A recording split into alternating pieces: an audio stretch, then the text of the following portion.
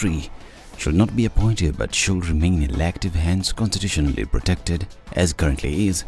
Speaking during the deputy presidential debate at the Catholic University, Gachagua alleged that if the 2010 constitution did not protect the second-in-command, the current fallout between President Uhuru Kenyatta and his deputy William Ruto would have been much messier, since the deputy president William Ruto would already have been fired.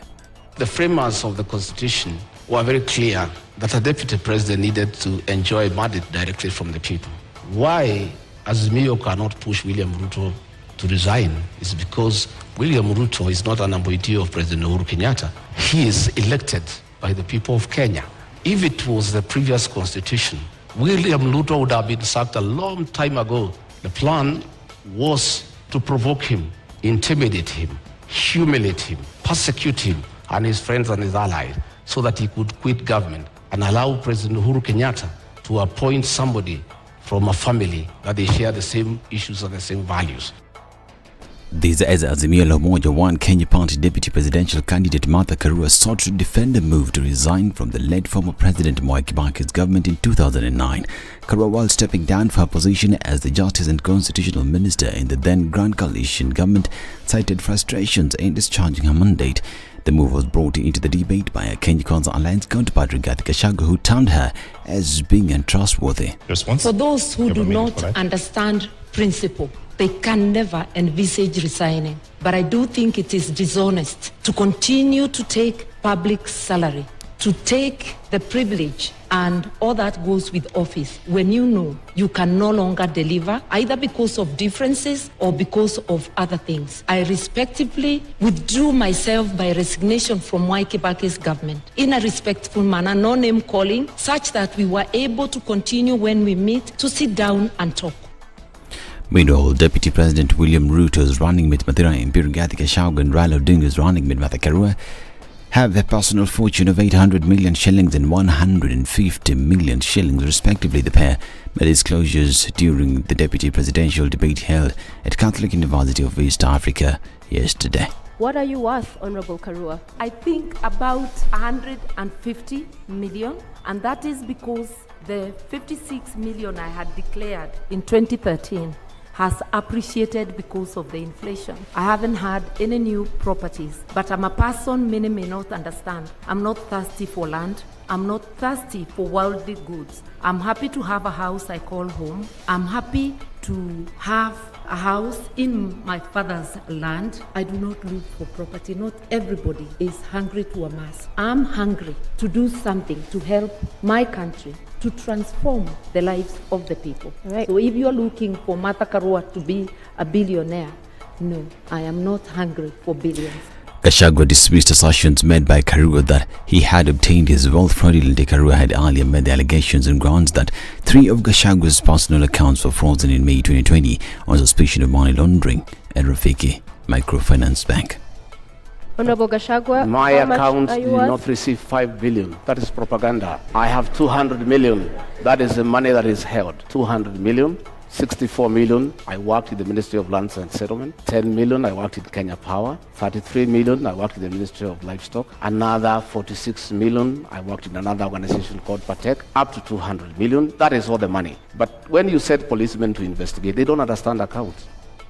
And Deputy President William Ruto praised his running mate Rigathi Gachagua's performance at the deputy presidential debate yesterday. Tagging to social media, the Kenya Kwanza flag bearer appreciated Gachagua, saying he had proved to Kenyans his capability to hold the second office in the land come August. In the debate, Gachagua faced off with Azimio la Umoja One Kenya Deputy President candidate Martha Karua. Roots Party candidate Justina Wamai likewise encountered Agano Party's Ruth Mushero. To matters politics, and Murang'a Governor Mwangi Wairia has announced that his party Usawa kwa Wote will support Raila Odinga's candidacy. Wairia said the decision was made after his bid to succeed President Kenyatta was cut, while referring to himself as the de facto leader of Murang'a. Wairia urged Murang'a voters to give Raila their votes. Kuanzia sasa hapa Central ni Baba, Mother and the Son. And I'm the son. Yes. And the son, we make sure that we are not scattered, because it is the role of the son also to make sure that things are okay. This is News Web Dennis Asseto. Good morning.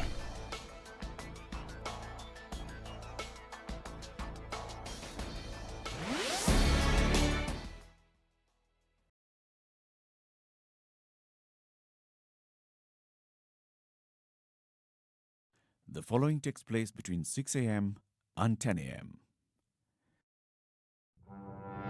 There's so many people peddling what is false and that it bears remarkable resemblance to what is true. Politicians have their agenda, and their agenda is to use every opportunity to sell that agenda and to loot this nation. I have seen major strides that are done in this country when we talk to each other as against talking at each other. We start getting back into the tribal cocoons which were put to us by the colonial powers. You know, they gave us physical freedom but not mental freedom. We're still mentally colonized today into these cocoons of tribe. Now, if you live in an area where it's difficult to find a dog, He's a goat.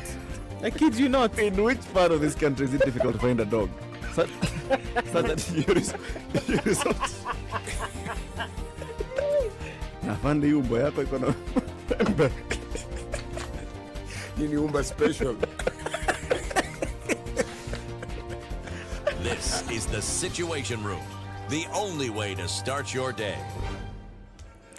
Looks like a slow start to Wednesday. Not much in terms of traffic happening on these roads this morning. Jogga Road is what it looks like. Has some drama today. Langata is also building up here and there. And we're looking at the exits of your expressway building up as folks trying to get off and about into their Wednesday morning business. It's also building up on the Thika Superhighway, getting out into the city. But apart from that, a slow start, like we said. Nothing has really started to kick. We'll be here to see what happens in about half hour. How's your Wednesday going? Let us know what's happening where you are. Are you stuck somewhere? Find a good route. Let us know. And then let's share that with everybody else. Let's talk this morning. SpiceFM KE, Twitter.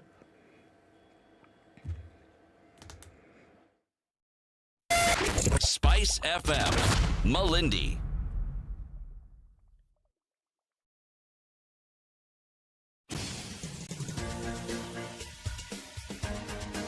This is the Situation Room, the home of hard-hitting political commentary and penetrating insights about the state of the nation. This is a talk radio experience like no other. The Situation Room, a place for hard truths, debates, and elevated conversations. The Situation Room, witty, political, engaging, deep, controversial. In the room, we have C.T. Muga, researcher, academic, seasoned political observer, a fountain of wisdom in these politically uncertain times. Ndu Okoh, Nigerian by birth, Kenyan by choice, communications expert, Pan-Africanist, a truth seeker and believer in people power, and Eric Latiff, agent provocateur, the man in the chair, seasoned journalist, news hound, a man who believes in punching up, not down.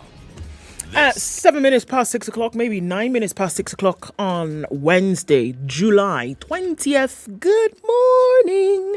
How are you? I know, not the voice you're expecting to hear this morning. Well, you know how we do help a man every now and then. After all, isn't that what we are told is the job or role of the fairer sex? Good morning. How are you doing today? I'm joined by these two wonderful gentlemen. But they're looking at me as though I'm a stranger in Jerusalem. How are you? City, good morning. Good morning, Du. How are you? Mimi. Where? Mimi, fine, thank you. Fine. Mimi, fine. We're fine. Ukiangalia Eric Latiff, pia fine. Anaka, fine. No, fine. Forget Anaka. Ni fine. Ako fine. Ni fine. Fine. I'm a fine. You know, there's a difference. If you're in Nigeria, and somebody says, "Oh, more fine boy," it's very different from "How are you fine?" Why do I get the impression that yes? Oh, okay. You get. What is Omo fine boy? Omo. Yes.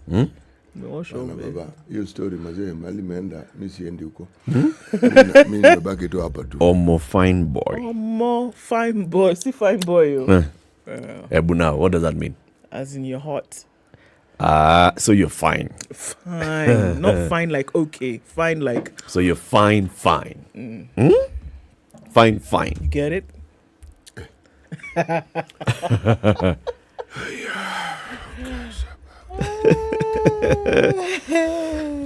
How are you, Ndu? Mimi.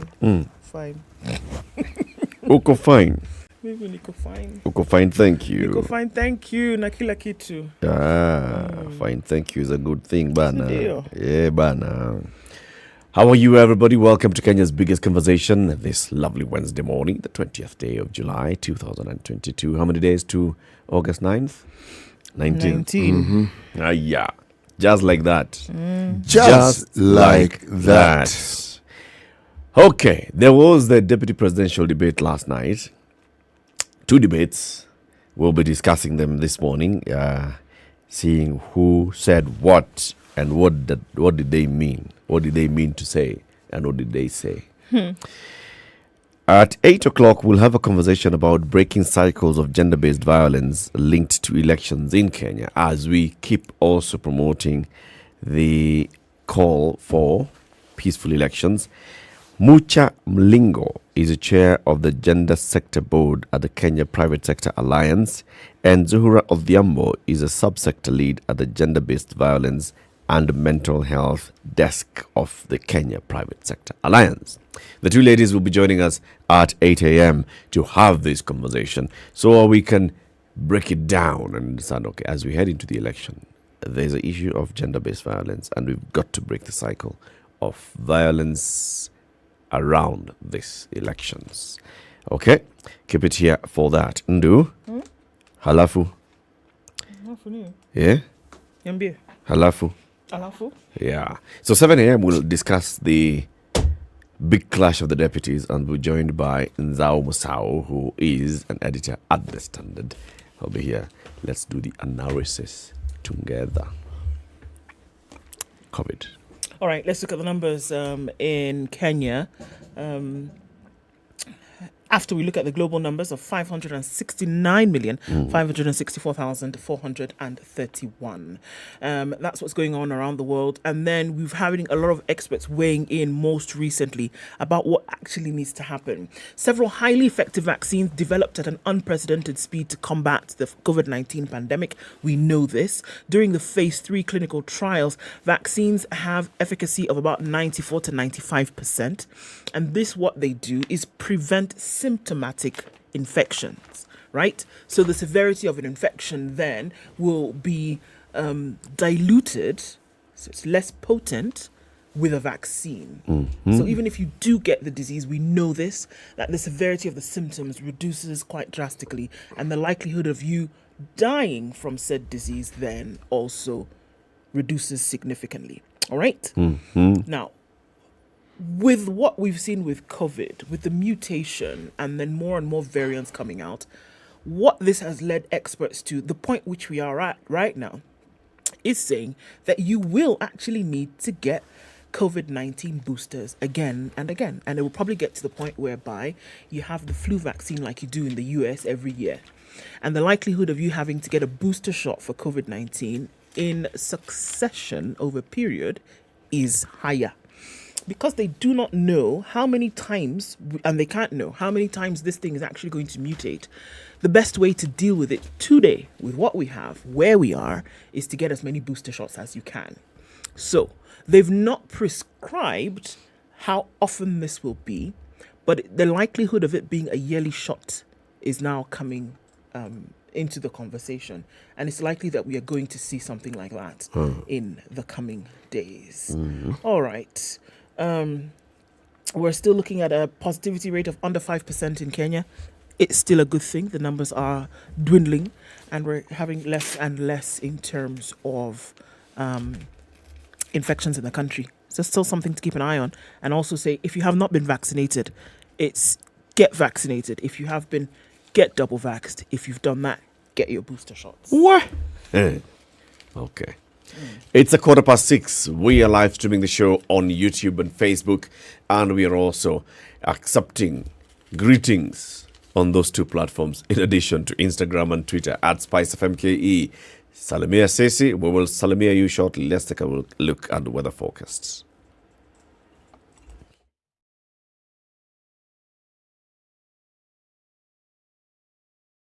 This is the Situation Room, the only way to start your day.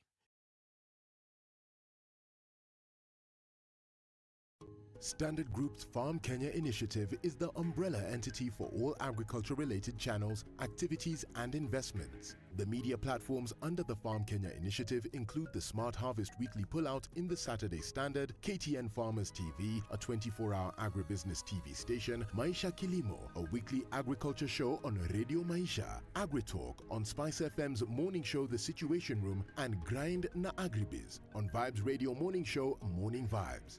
Find us online at www.farmers.co.ke, an integrated website that creates and aggregates agri-content, hosts a digital marketplace, and wide range of agri-data.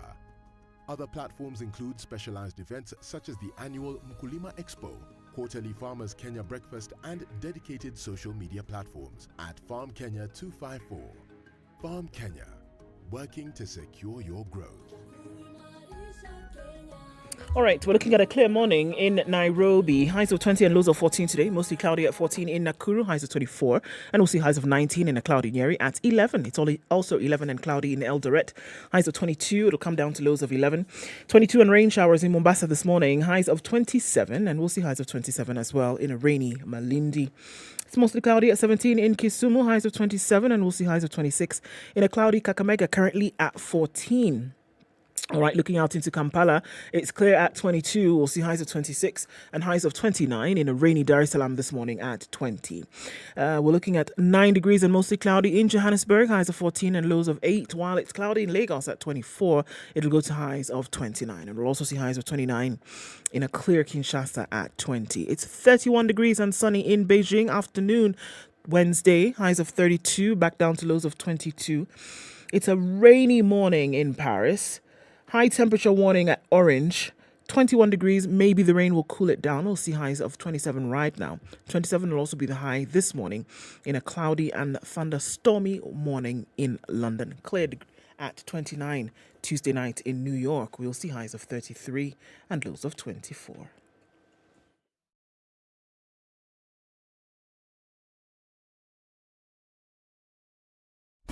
Classic soul, R&B, smooth jazz, neo soul, and nostalgic ballads. Make some noise. Yeah. You're listening to Spice FM.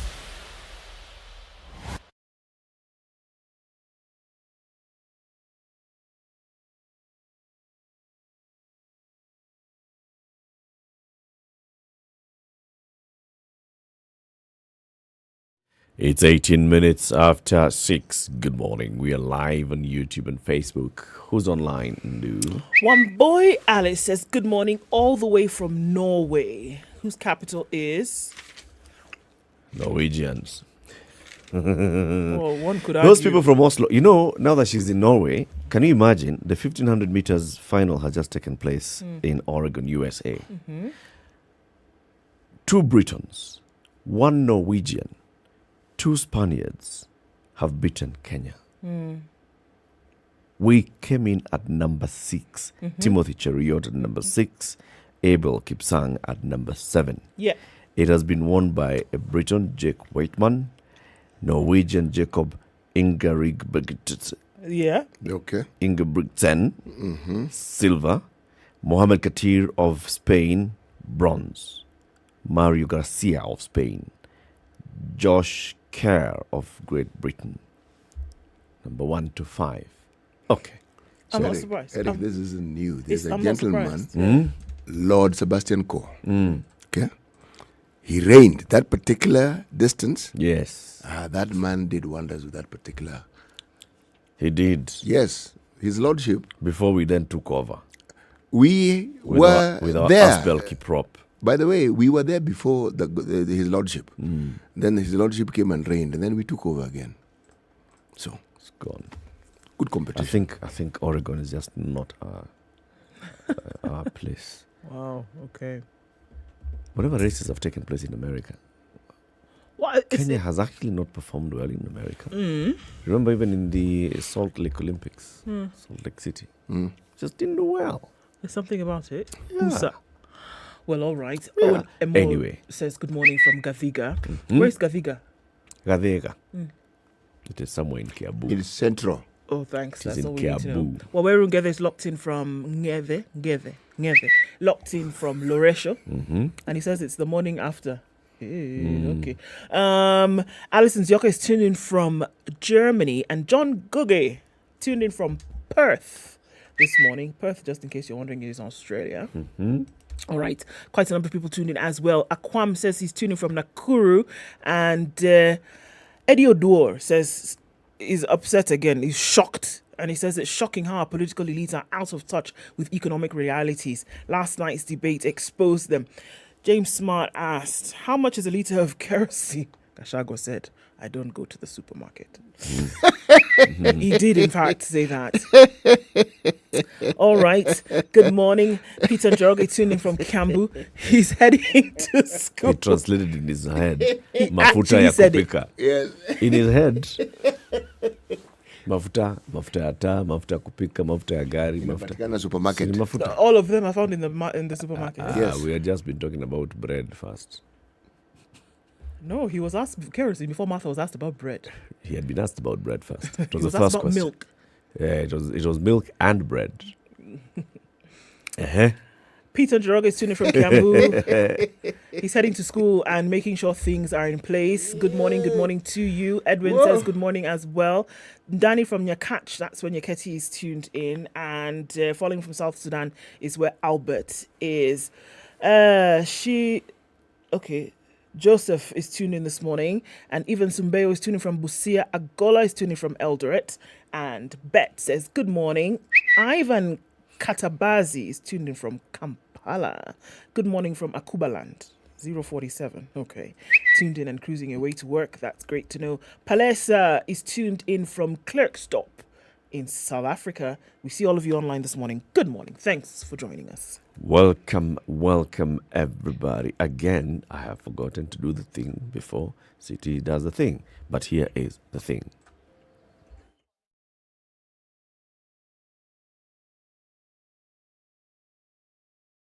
Yes, Mr. Muga. Yes, this is our last proverb from the country of Namibia. If the state is going to fall, it is from the belly. And who is the state in this case? Who are the Namibians talking about? The Namibian. Yeah? We're talking about the state as in Gava. Tumbo, Tangusia. Yes, Tumbo. If the state is going to fall, it is from the belly. It is from the belly. Yes. All right. Does it make sense? It doesn't make sense to me. It's good. Clearly, you're not thinking in your belly. Yeah. I'm not about to fall. Hunger is not your problem. Or maybe I've fallen. Well, hunger, yes, comes to mind. But remember, it is the process and the prospects of filling one's belly, figuratively speaking, of course. Plundering is filling the belly, is it not so? Precisely. I'm actually thinking beyond this. I'm just thinking from even all the other proverbs that you've told us, when communities spoke about leadership, about their nation, the symbol of the nation was the leader, not the concept of a state. So when this one says state, I'm wondering, They didn't say chief, king. No. Because all the others, they speak about chief, king, and they mean not the person of the chief, but the institution of the chief, which represents the state. This one said state. Yes. Why don't we take time and blame the interpreter? Because in the language in which it was probably originally written, they may not have said state. Because state could even refer to the state of an individual, right? The position that one finds themselves in, not necessarily the emblem or the representation of a government. Okay, so sometimes this is why they say sometimes that meanings could be lost in interpretation. But you are absolutely right, because Proverbs, we've never heard mention of even a government. Yeah, you're absolutely right. The Proverbs are about individuals. If they're in leadership, they may represent what we call a state. Yeah. But it's an individual. It's an individual. Yes. That is a symbol of the state. Okay, good one.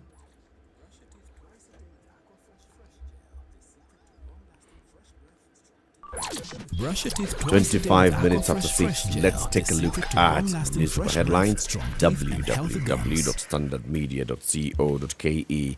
This is our website at the Standard Group, where you get all the contents, texts, video, photo, and also audio. They are promoting this very interesting story, Kenya's notable doubles, experts on why total strangers bear uncanny resemblance. For example, you have our brother C.T. Muga and our brother who? Professor George Odakoya. Uncanny resemblance. This other one, the gentleman who is sitting in State House, His Excellency President Uhuru Kenyatta, and another gentleman in Umoja. What was his name? They look alike, right? So it's experts on why total strangers bear that uncanny resemblance, the doppelganger effect. Yes. The guy's name was not Umoja One. The estate is Umoja One. There's Kenya One and then there's Umoja One. Remember, if you get some story that you'd like to read later, you can actually do that by saving it in your pocket. Pocket by Mozilla is a beautiful app. You download it from Google Play Store, Apple App Store, and you're able to curate the information that you like to consume.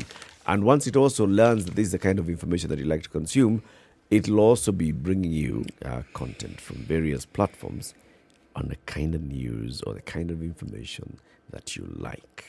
What's in the headlines, Ndu? So, I mean, we're looking at splash on most, I think, today of the debates that took place yesterday. Big clash of deputies. We'll be talking about this after 7 o'clock. Clash of visions and principles is what is on the Nation. Big clash of deputies is what is on the Standard. Who came out, flying the flag of conviction in terms of what they want to do. So, I mean, we go into that in detail, but really it was an interesting night to see who was saying what about the other. The 3 women and 1 man who faced Kenyans fired on all cylinders in their pitch for the deputy president job. A straight-shooting lawyer, a steely former administrator, unapologetic weed promoter, well, okay, and a determined social contractor. The mosaic of their talents was in full display. Beyond their glossy words and lofty promises, the real work is cut out for them. Understand that this is carried on 2, 3, 4, 5, 6, and 7. Wow. However, before we go into those details, I want to look at something else. So we heard that maize will drop by 150 shillings, right? And that maize flour, rather, and that you'll be able to now purchase a packet of 2 kgs at 100 shillings. Well, not just yet. It was premature. The pain of expensive maize flour is not about to ease. This is after the millers said, that's really nice. However, we want assurance from the government that we will actually receive this money. Without that being done, we will not be able to sell lower than what we are currently selling today. The declaration comes a day after the Agriculture, Livestock, Fisheries and Cooperatives Ministry announced starting yesterday that a 2 kg packet of maize would retail at 100 shillings for the next 4 weeks, a reduction of more than half from the amount of 250. According to a lobby group for the millers in Kenya, from the statement, please be advised that the negotiations are at an advanced stage, but no prices have been set. So, yes, it would look as though the announcement was premature. It is a blow to millions of Kenyans who had already begun to rejoice at the announcement of the subsidy, in which millers would be compensated 93 shillings for a 2 kg packet of maize flour that they sell to retail outlets, according to a contract. Retailers, including many supermarkets around the country, would get the cereal at 90 shillings and sell it to consumers at 100. The subsidy would have offered households a huge relief from the high cost of the flour used before making ugali after drought, and costly fertilizer drastically reduced maize harvest in the country. According to the CMA, which is the Cereal Millers Association, we will advise our stakeholders on the progress made towards achieving our goal of providing adequate, affordable and ambitious maize flour.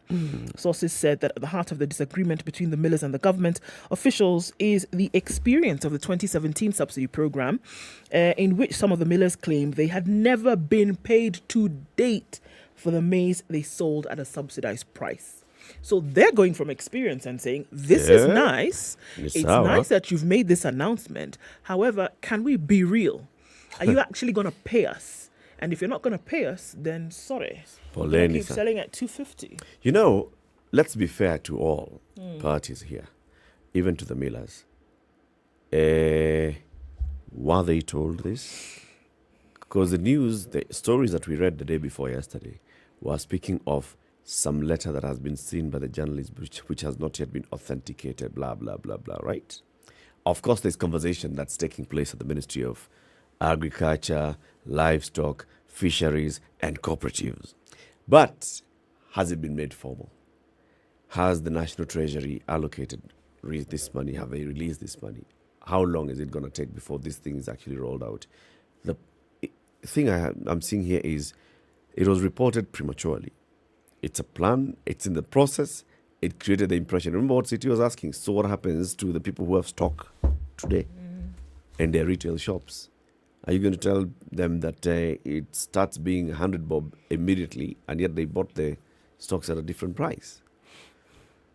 I think the Ministry of Agriculture is the one that is joking here. As soon as that information was leaked by them to the media, then Munya should have come out to say, so this is a plan, this is what we have in the pipeline, we're having a meeting with the millers today, we'll have another meeting next week, and we want that from this date, prices come down.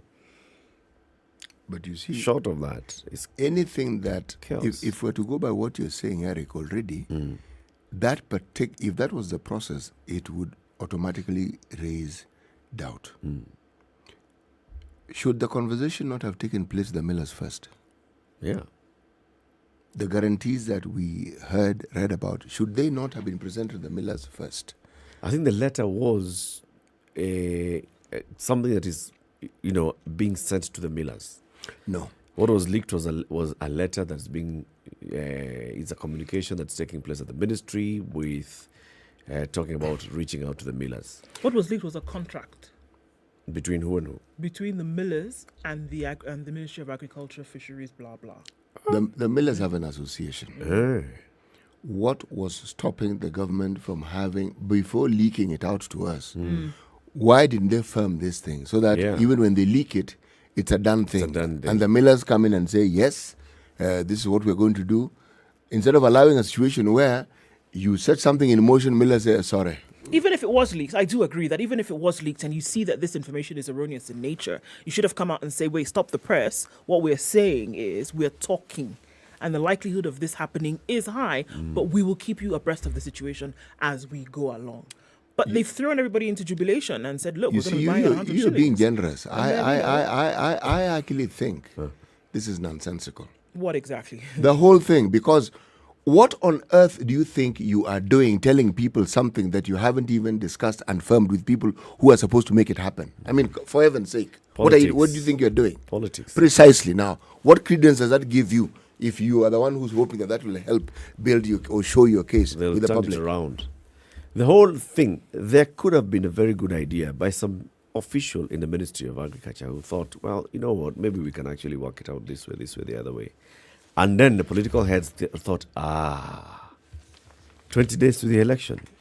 We've got to get in some voters. Let's run with this. They leak it, which sabotages the work of the technocrats in the ministry, which sabotages the work of those who are working at the National Treasury and the Ministry of Agriculture. Completely sabotaged. And now it has a life of its own. Now they'll be trying to catch up with it. Munya will come out to address, and he'll be trying to catch up. No. What we are doing, or it's these millers, they have to come to the table, or else they don't care about Kenya. They will turn it on the millers. You wait and see. It's the millers who are criminals and scrupulous. It's 26-7. Can we take a break? Yes, let's take a look at traffic and see how the roads are looking like before we continue looking at other headlines. Good morning.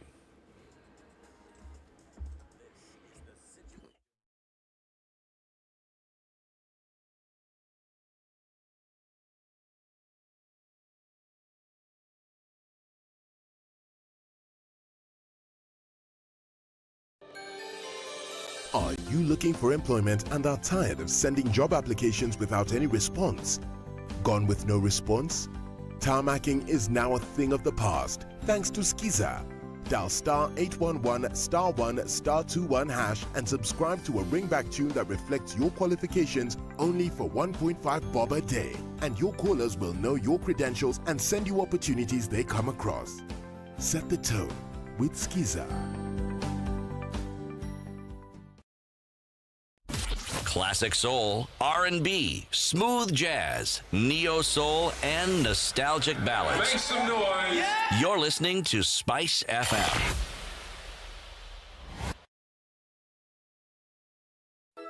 To be Kenyan is to embrace diversity. The many faces and colors of our nation are what makes Kenya, Kenya. Election bila noma, penda jirani. This message is brought to you by the National Cohesion and Integration Commission, NCIC, in partnership with the Standard Group. Still not a bad start to the morning, and we're looking at traffic building up on Jogoo Road this morning, and it's getting out towards Landis, which is not so bad either. Inbound traffic to just around Kamkunji there, but it's nothing crazy right now. The Thika Superhighway, we're looking at heavy traffic just after that Utali Drift, heading out into the city. That has already started to build up. As you get to the Muthaiga Square, coming off of Kiambu Road, we'll see some traffic there. Kangunda Road, if we're looking at the eastern side of the city, is also building up. It's going to touch on Outer Ring, and then the folks who are going east and west, and that's going to stop things a little bit here and there. On North Airport Road also, we have some traffic that's going out towards the eastern bypass. Folks who are trying to take the longer yet better route to avoid traffic. So into the CBD is where I see most of the action. At least for now, let's keep an eye on things, and then let's talk on SpiceFM KE on Twitter.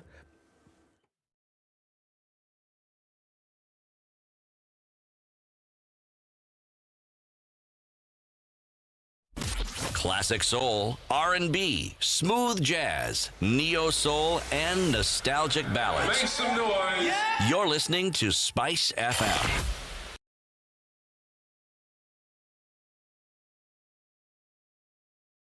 Mature, intelligent talk every morning. Spice up yourself. All right, at 23 minutes to 7, we're still looking at the headlines. City, what are you looking at? I am looking at the star.co.ke, page 11. IMF cautions Kenya on escalating inflation, approves 28 billion Kenya shillings loan. It attributed the rising cost of living to global and local political risks.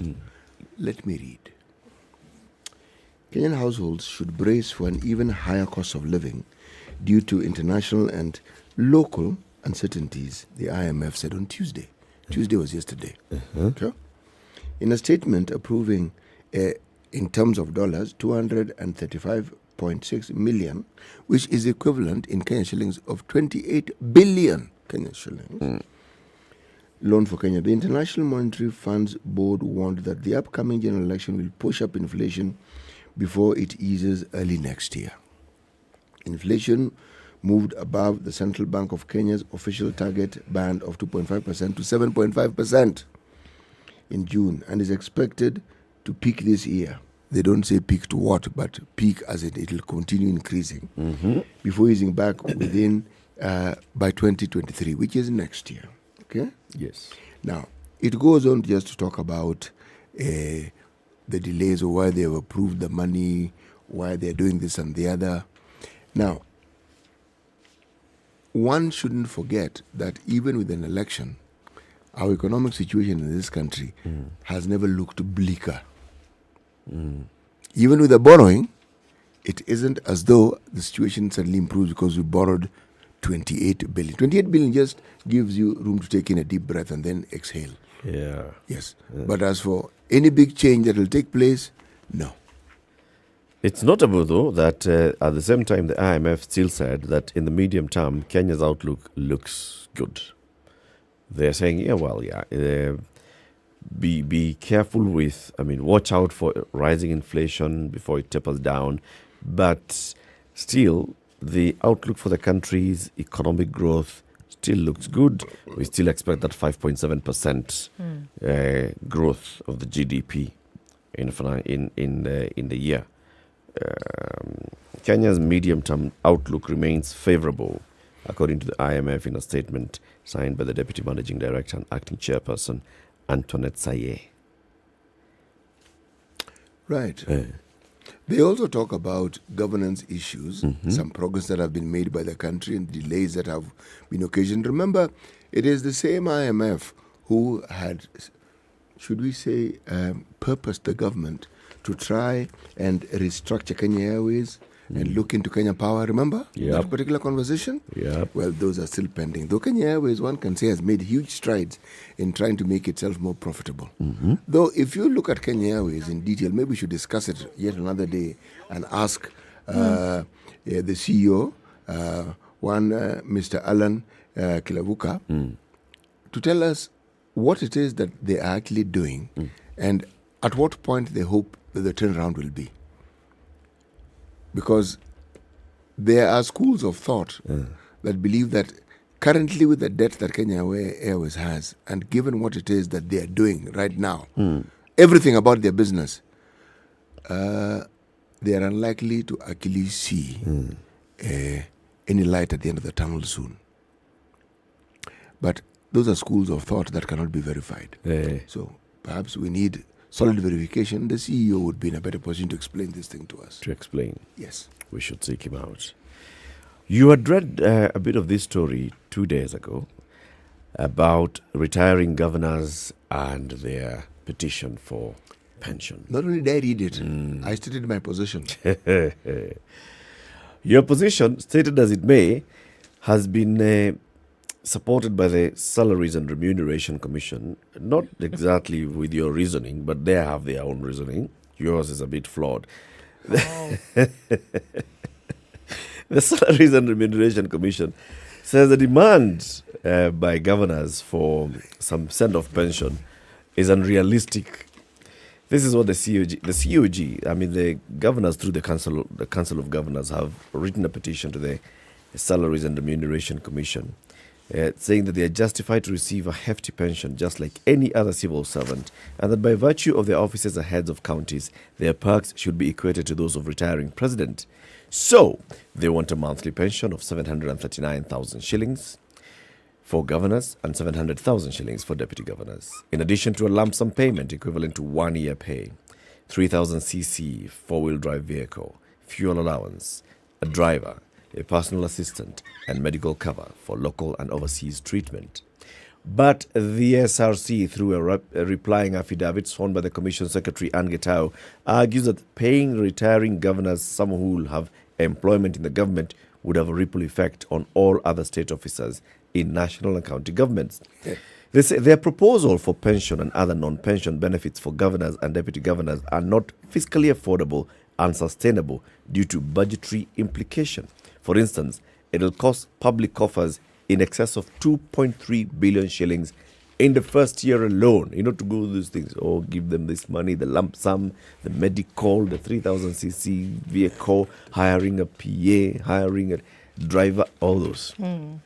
First year alone, 2.3 billion shillings. And then thereafter, now, depending on at what point we are replacing the car, it may be lower or higher. Now, the SRC says, besides fiscal unsustainability, providing the benefits to governors and their deputies would distort the retirement benefit structure for state officers and occasion disparity in retirement benefits for state officers. She said, if the same demands are to be applied to other state officers like the AG, CSAs, PSAs, judges, constitutional office holders and MPs, it would mean taxpayers foot a bill of 17 billion shillings annually. 17 billion only. I thought it was a lot of money. Rick, in a 3 heading to 4 trillion shilling budget, what is 17 billion? I am to not take even care of people who have served the country about diligently the amounts and faithfully. I'm not concerned about that. There's something completely off. It's a principle behind. Yes, because I don't understand. You've been a governor for 5 years. Yes. You've been running a county. Now, in these 5 years, let me just ask the question. Did you ensure, for instance, that health, which is a devolved function, was something that your county men and women can happily say was actually fulfilled, meaning you were able to ensure that they get basic services provided for them? Okay, you have a civil service within your county. Did you ensure that these people, among others, were able to have the sort of schemes that someone knows when they're working, even if it's 5 years? You can take a pension plan. You can ensure that it's something that you move with, even after 5 years. Everything that they're asking for are things that could have been planned. 5 years is a long time. And they could have ensured that these things happen. This lazy way of thinking that you can help plunder the government in a structured way by asking for ridiculous amounts over ridiculous things. And some of these governors did, as I said, they distinguished themselves by their ineptitude and by the manner in which they ran down the very counties they were supposed to actually build. And then you're telling us to give these people money. For what exactly? If they were not impeached, all those things that you're saying, those that plundered and mismanaged their office go through impeachment. Now, if you've served for 5 years without being fired by the people who elected you, then therein lies the flawed thinking, Eric. Because the fact that I've never seen a thief stealing doesn't mean the person is not a thief. And it is not I who determines the quality and the benchmarking and the threshold for someone to be referred to as a thief. I'm not saying these governors were thieves. I'm saying many of these governors were inept, they were incompetent, they were unable to discharge the duties that were given to them by their electorate. There were others who did a sterling job. Unfortunately, the numbers are in the minority. So, their incompetence is showing again. You couldn't organize for yourself a pension scheme, which you could with the salary you're being paid. You now want the government to pay you money when you've been a governor, some for 10 years. This is ridiculous. Some of them have been, contributing pension. To remember, there is what's a county pension in it called? See? The one that wants to build a very high-rise building in Kimani. That one. It has a name. It has a name. And the name County escapes Pension my mind. Fund or Yes, something. it is a county pension fund. I am simply saying... Staff from the county are contributing to that. So, okay. So, there's that one. Okay. Yeah, then wait for your dues. But then there's the other side. Okay. So, how do we send off retiring governors who've served for 2 years? We don't need to send them off. I am off. equating this with how we are sending off the president. Uhuru Kenyatta, the president, is retiring. How are we sending him off? How did we send off Mwai Kibaki? Mwai Kibaki was sent off with all these perks. You have a vehicle, you have medical, you have a PA, you have drivers, you have security, and to the rest of your life. Yes. When his life ended, Mwai Kibaki's, that is withdrawn. Yes. Same thing is going to happen to Uhuru Kenyatta. Yes. Now we're talking about governors who've served for 2 terms. They are not presidents. What do we do? They are not presidents. They're chief executives of county governments, which are recognized under the Constitution as county government. The national government... You did a job now. You finished the job. Come and go home. Go home, yes. What is it? The national government arranges for these perks. Let their county governments arrange for those perks. So they've seen that they need to retire after 5 years or 10 years. So they've seen, they thought it was a permanent and pensionable job which you die on. Sorry, you don't die on the job. You retire. Make arrangements during the time when you're governor. Make arrangements. But that's what they're doing. No, they're not. They're talking about it now. No. Again, it's not the first time that they're raising it. They're talking about it now. They're about to retire. They're about to exit. And they've written a formal petition.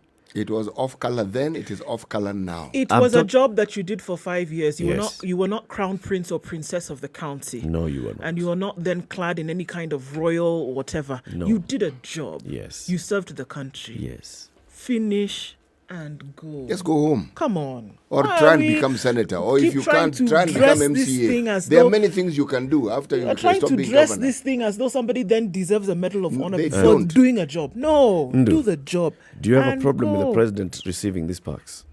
Upon retirement. The president actually to an extent. Do you have a problem with the Receive members some of parliament receiving pension? Yeah, well, yes. Okay, they do receive pension. I have a problem Now, do we with want that. to discriminate against these others because I will even go as the far other as to is say that in the ones existence? that I'm you're actually giving to pushing the on that MPs principle. and the ones that you're giving to the MPs as well as the ones that you continue to give the presidents in eternity is also too much. Come on, what are we talking about?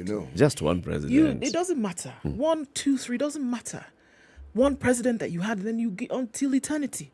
And then we say, open the door. There is no, everybody will then come and say, come and give us. You did a job. And that's the thing that I'm saying. Why are we dressing this thing as though the person was the messiah for the county? What are we talking about? You did a job. You finished your duty. A job for which you were paid. Come on. It's not as if you did it for free and you volunteered your time. You were paid. And very well so. You were paid, you were given allowances, you were given everything that you needed to do. You are the one who came and said, I can do this job. Then we said, okay, for the job that you want to do, we will pay you per month. Isn't it? Yes. We will give you certain allowances per month. Come and do the job. After all, when you were touting about telling everybody you could do it, you were not focused on what would happen after. You were focused on what you would do for the term. Do the job, finish and go. Let the next person come and do. Okay. But then you want to milk everything that you can. No, Bana. Let's not look at it from a point of milking. Let's look at it from the other side. The publics, so there are public officers and there are state officers. Public officers who are serving in the civil service, there is the PNP, permanent and pensionable. Okay? Permanent and pensionable is not that you're contributing to a pension. No. We were here with the SRC commissioner, remember, said permanent and pensionable means that once you retire, then you receive a pension. And this is coming from the public coffers, not coming from your savings, not coming from some pension scheme that you had contributed to. No, this is coming from public coffers. Now you have state officers, because that's how now we've divided our service in government.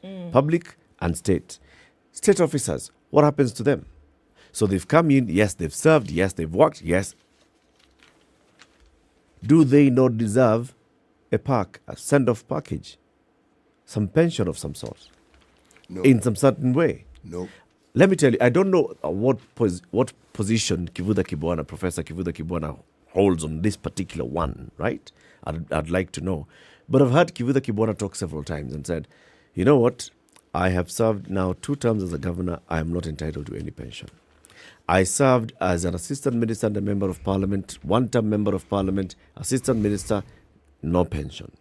I then served as Kibaki's advisor. I was just an advisor, no pension. Before that, I had worked in the university for over 20 years as a lecturer, rising all the way to dean of the School of Law. But I exited the university before attaining the age of retirement, which was 55 then. Because I left before 55 years of age, all those years I'd worked in the university, no pension. I left without. I have worked in public service for over 40 years, not a single shilling as pension for my service. Surely. What? You asked, has he done? He has made the effort for 2 terms. First term, he got the nod of the people. He got a second term. Now, do we send Kivutha Kibwana home just like that? The county system should have organized for that pension. But you see, the salary, that's what they're doing by talking to the Salaries and Remuneration Commission, which has the job of putting these things in place and harmonizing them. Where will they stop? Give us a pension of 700 blah. They're give asking, us a 4-wheel vehicle. Yes. As you continue, give us bodyguards and armored vehicle. Continue. Where does it stop? That's what they have said. Now you as SRC come and say, guys, we cannot give you 780,000 shillings a month, blah, blah, blah, blah. What we can do is we can give you 30% of your last salary, blah, something. The understanding behind the pension and all these things is that you have done a sterling job. Yes. It's remuneration. Yes. Now, you asked a question about the MPs, okay? They passed the laws themselves. So that one wasn't difficult, okay? They just passed the laws and even agreed on the amounts themselves. Yeah, they had a huddle, said how much yes, do you and then get? told themselves, by the way, does Parliament need to pass these things? Yes, and someone reminded, by the way, we are the ones who are Parliament. Oh, we are, okay. Pass, done. By show of hands. We forgot. This salary isn't enough. How much do we think? We need to go to Parliament again. Yes, I said. Who is Parliament? It's us. Passed. So. Okay. It's hard because there's amongst them now. There's no parliament. You can see. You can see what I'm saying? You've served 2 terms. You cannot serve a 3rd term as governor. So now, then what? So now, what story are you looking at? Magoha is still not out of the thicket. Why? His team is on the spot. Now it's a little bit more money. 85 billion shillings. Count it. 85 billion expenditure. See, the other day it was 10 million. Don't worry. This is It's another one. because of inflation. No, that 10 million because of is interest as an interest rate. No, we just heard that inflation can actually increase your worth. Abio. Inflation can increase your worth. Yes, it can. 10 million to 59 million. Yes, but the value will have reduced. It's worth in terms numerical worth. Now let me tell you this one. Nancy Gadongo is not letting this one go. In her latest report, she says the Ministry of Education did not adhere to financial management regulations, making it impossible for her to authenticate the information given for audit. He's yet again in the spot over the manner in which his staff spent 85 billion shillings in the year 2020-2021, with auditors raising questions about the accuracy of their data being presented. Right? Her staff were denied access to the National Education Management Information System, NEMIS, I wonder why, while many school principals failed to acknowledge receipt of funds. There were also suspicious bank accounts and generally poor bookkeeping. Gadongo says their failure to access NEMIS made it impossible for auditors to verify and validate expenditure totaling 59.5 billion shillings. This is in contravention of the Public Audit Act 2015, which grants the AG, Auditor General in this case, unrestricted access to all books, all records, all returns, all reports, electronic or otherwise, and other documents. From the amount in question, 36.7 billion was subsidies to 9,024 schools. However, auditors were unable to verify the number of students per school and county at any time of disbursement. At any time of disbursement. They were not able to tell how many. They were not able to tell how many schools and which schools. The ministry also disbursed over 57 billion in subsidies for the free day secondary education program. Upon receipt of funds, principals were required to upload an acknowledgement system, a receipt in the system. None of the listed schools raised an acknowledgement receipt in the system. Further, the disbursement schedule included payments amounting to 137 million made to 225 secondary schools whose bank account number format differed significantly from the format of bank accounts for banks supported by the national banking system. Can you see why Nancy is asking questions? Can you see why Magoha has to travel to supervise? This justifies the travel. Yes, but I mean, if this is the problem that the ministry if you can has, pay money and you don't tell us which surely. school, you don't tell us how many students are in said school, Yes. you don't tell us which schools, and then they've asked you to upload a receipt into the system, acknowledgement of receipt, and even that simple thing you cannot do. Magoha has to travel. No, I mean, if I was Magoha, I'd travel even more. I mean, hey, these problems are vast. Work on a daily basis out there. My friend, if you read that story and you continue, it's a horror story. I'm telling you, I've just read the first column. Do you want me to continue after 7 No, o'clock? please. Yes, It gets worse. Yes. What? School this, school the other, nothing. Nothing. Hey. Name is closed. Access zero. Denied. Hey. Yeah, you'll give us that story in a bit more detail. Sure. Kenya's biggest conversation, election bila noma. What does it mean, CT? It means, very simply, having an election without the ruckus, the fracas, and the turmoil that has characterized previous elections. Having an election where people simply go and vote and go back home and wait for the results. Meaning, the relationship you have with your neighbor, which is cordial as we speak, continues to be cordial during the election period and even after the election. Even if you're on different paths and you support different candidates. Election bila norma simply means understanding that you are exercising your right as is your neighbor and as are the people whose views may not be similar to yours. And once exercised, we wait for the results and we get on with our lives. Very good. Election bila norma. Penda Jirani. Yes. A very good morning to you. It's 7 a.m.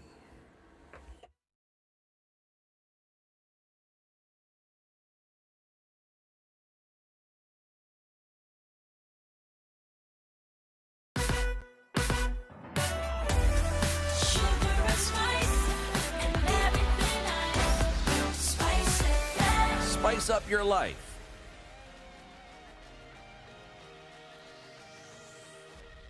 The latest news from around the world. 94.4 Spice FM. Good morning, this is Newswire. Dennis Aseto. Deputy President William Ruto has lauded his running mate Rigathi Gachagwa's performance at the deputy presidential debate. Taking to social media, the Kenya Kwanza flag bearer appreciated Gachagua, saying he had proved to Kenyans his capability to hold the second office in the land come August. In the debate held at Catholic University, Gachagua faced off with Azimio la Umoja One Kenya deputy president candidate Martha Karua. Roots Party candidate Justin Omai likewise encountered Agano parties Ruth Musheru and Mutua. And Deputy President William Ruto's presidential running mate Mathira MP Rigathi Gachagua and Raila Odinga's running mate Martha Karua have a pastoral fortune of 800 million shillings and 150 million shillings respectively. The pair made the disclosures during the deputy presidential debate held at Catholic University of East Africa. What are you worth, Honorable Karua? I think about 150 million, and that is because the 56 million I had declared in 2013 has appreciated because of the inflation. I haven't had any new properties, but I'm a person many may not understand. I'm not thirsty for land. I'm not thirsty for worldly goods. I'm happy to have a house I call home. I'm happy to have a house in my father's land. I do not look for property. Not everybody is hungry to amass. I'm hungry to do something to help my country, to transform the lives of the people. Right. So if you're looking for Martha Karua to be a billionaire, no, I am not hungry for billions. Speaking during the event, Gachagua dismissed assertions made by Karua that he had obtained his wealth fraudulently. Karua had earlier made the allegations on grounds that 3 of Gachagua's personal accounts were frozen in May 2020 on suspicion of money laundering. Honorable Gachagua, my account did not receive 5 billion. That is propaganda. I have 200 million. That is the money that is held. 200 million. 64 million, I worked with the Ministry of Lands and Settlement. 10 million, I worked with Kenya Power. 33 million, I worked with the Ministry of Livestock. Another 46 million, I worked with another organization called Patek. Up to 200 million, that is all the money. But when you said policemen to investigate, they don't understand accounts. And as Azimio la Umoja One Kenya Coalition Party Deputy Presidential candidate Martha Karua sought to defend the move to resign from the late former President Mwai Kibaki's government in 2009, Karua, while stepping down from a position as the Justice and Constitutional Affairs Minister in the then Grand Coalition government, cited frustrations in discharging him Monday. For those who do not understand principle, they can never envisage resigning. But I do think it is dishonest to continue to take public salary, to take the privilege and all that goes with office when you know you can no longer deliver, either because of differences or because of other things. I respectively withdrew myself by resignation from Mwai Kibaki's government in a respectful manner, no name calling, such that we were able to continue when we meet to sit down and talk. And Rigathi Gachagua says the position of deputy president in the country should not be appointed but should remain elective, hence constitutionally protected as currently is. Speaking during the debate, Gachagua alleged that if the 2010 constitution did not protect the second in command, the current fallout between President Uhuru Kenyatta and his deputy William Ruto would have been much messier, since DP Ruto would already have been fired. The framers of the constitution were very clear that a deputy president needed to enjoy mandate directly from the people. Why Azimio cannot push William Ruto to resign is because William Ruto is not an appointee of President Uhuru Kenyatta. He is elected by the people of Kenya. If it was the previous constitution, William Ruto would have been sacked a long time ago. The plan was to provoke him, intimidate him, humiliate him, persecute him and his friends and his allies, so that he could quit government and allow President Uhuru Kenyatta to appoint somebody from a family that they share the same issues and the same values.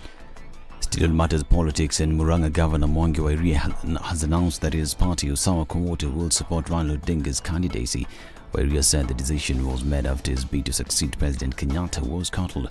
While referring to himself as the de facto leader of Murang'a, wa Iria urged Murang'a voters to give Raila their votes.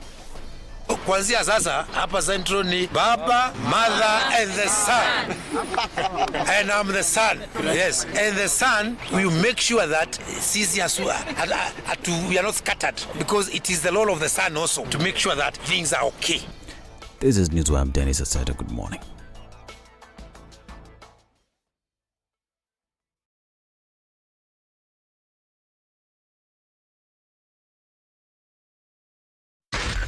SpiceFM, Nakuru.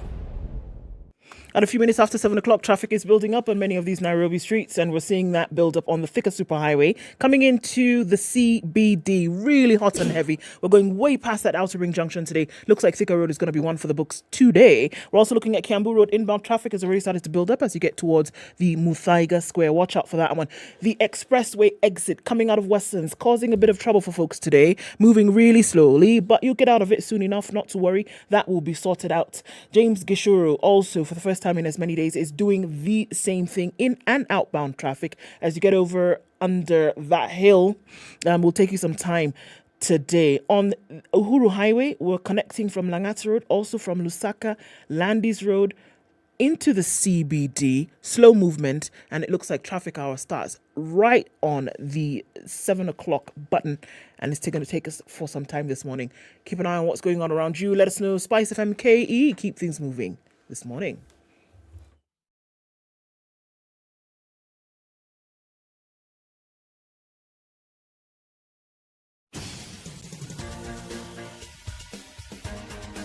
This is the Situation Room, the home of hard-hitting political commentary and penetrating insights about the state of the nation. This is a talk radio experience like no other. The Situation Room, a place for hard truths, debates, and elevated conversations. The Situation Room, witty, political, engaging, deep, controversial. In the room, we have C.T. Muga, researcher, academic, seasoned political observer, a fountain of wisdom in these politically uncertain times. Ndu Okoh, Nigerian by birth, Kenyan by choice, communications expert, Pan-Africanist, a truth seeker and believer in people power, and Eric Latiff, agent provocateur, the man in the chair, seasoned journalist, news hound, a man who believes in punching up, not down. 8 after 7. This Good morning. is the Welcome to the second hour of Kenya's biggest conversation. This is the Situation Room,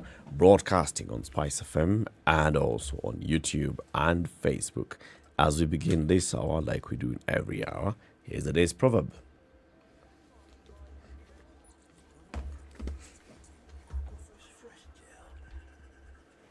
Higher. If the state is going to fall, it is from the belly. If the state is going to fall, it's from the belly. Namibian. Namibian. This is our last proverb from the country of Namibia. Ndu? Yes? What do you get from this proverb? I'm still on which state? The state, the general state of things? The state being the state that governs the land? State being the person. State being the person? Representing the state. Yes. Because think of you as an individual when you have a tummy ache. Everything kind of falls apart, no? Doesn't adjust. Makes sense though, whichever way you look at it. If you're looking at a country, and if you're not able to feed your people, that's when you're kind of going wrong, right? As a country, so it makes sense whichever way you look at it. Man or country, you don't take care of the belly, things are falling apart. Kwisha wewe.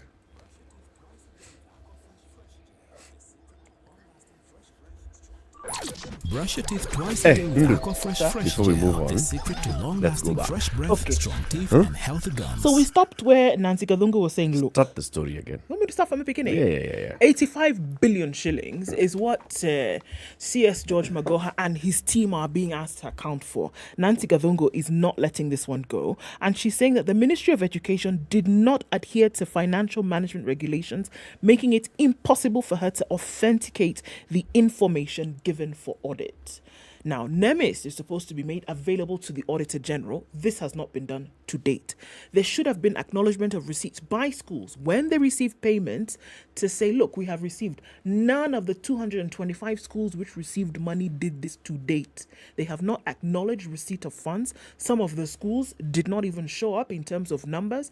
The number of schools to which money was sent, the number of students to which money was sent, schools, those who now updating the information in NEMIS have not been clear about what that is. Look a bit difficult? Yes, it does. The ministry disbursed 57 billion shillings in subsidies for the free day secondary education program. Upon receipt of the funds, principals are required to upload an acknowledgement receipt in the system. None, not one or two, none Zero. of the listed schools raised an acknowledgement receipt in the system. Further to that, the disbursement schedule included payments amounting to 137 million shillings made to 225 secondary schools whose bank account number format differed significantly from the format that it was supposed to follow in the national banking system. There was no confirmation of receipts from the benefiting schools.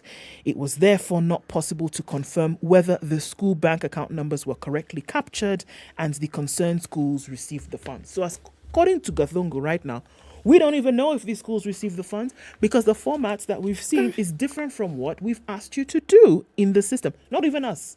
The system that you operate asks you to do things a certain way, you have not It's followed. not an auditor system. It's not the auditor system, no. The ministry it is the ministry system. It is your own system, right? Your system requires that you do it a certain way.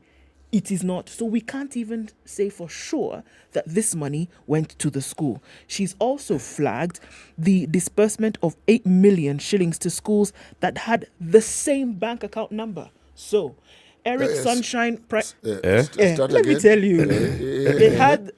I told you the story gets sweeter. They had the same bank account number. Eric Sunshine Secondary School in Busia, CT Daytime Private Secondary School in Homa Bay. You have the same number. Same 1, 2, 3, bank 4, account 5, number. 6, 7, 8, 9. Two of you sharing the same bank Same account. bank account. Yes, please.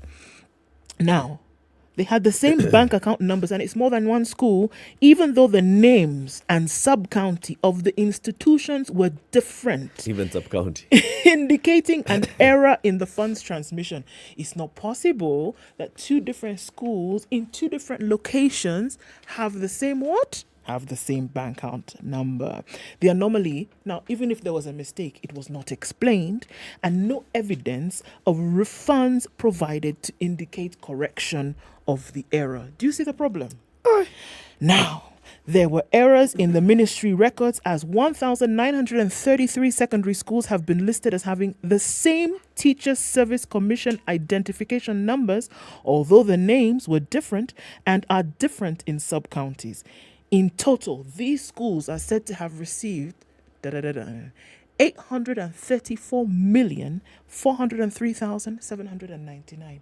These particular schools with the same numbers received this amount of money. The report. And we're talking about just one financial year. Yes. Do you want me to go on? Please. It's very sweet. The report also shows that 2,690,000 was disbursed to 12 primary schools that curiously shared the same bank accounts in NEMIS, implying there could have been duplication in the disbursement. Right. No explanation for this discrepancy was made. This is the thing that the report keeps saying. That they acknowledge that there could have been a mistake, them as the auditors. However, the system provides a way of explanation as to any error that could have occurred.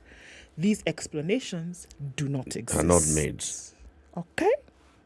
Ms. Gathungu has also faulted the procurement and supply of 2,040 computers to 200 schools across 47 counties. The equipment was procured at 199 million shillings. The ministry used an expired framework contract, while the supply was made 8 months after the expiry of the validity of the local purchase order that had been issued. The basis for identification and selection of the benefiting schools was not documented and provided for audit review. Consequently, the management is in breach of the law. You know, I told you about auditors. Auditors. Auditors can be a pain, my friend. Can you hear now? Do you know the Audit. thing? Auditors. Look. No, before you go, auditors don't come and tell you this is what your system should look like. Auditors just come and look at your system the way you have said it will be. Abi? Yes. They don't come and suggest interventions to you. No. They come and they look at your system and they take an audit of your system and say, we know that it should be like this, according to you. Yes. We know that you have provided framework 1, framework 2, Framework and in 3. the case of discrepancy, you have provided this alternative for explanation. Right. So all we have done is flag issues based on what you have said should be the norm. Yes. You have gone against what you have instituted, and we have raised the flag. Yes. So how is the auditor a pain? Auditor has just come and looked at the thing They're and just said, illogical sometimes. you are the one who said this is the way it should be. Yeah, they're just illogical. You have said and acknowledged that there could be an error, and in case of an error, what should we do? Explain. Explain. Now, explain, explanation. it doesn't mean that it only ends at explain. It is explained to the satisfaction of the auditor. If the auditor is not satisfied, in their books you have not explained. I know. Told you, visitors come. You've increased your budget. You have put more money into feeding the household. Visitors leave. Auditor comes. Where are those visitors?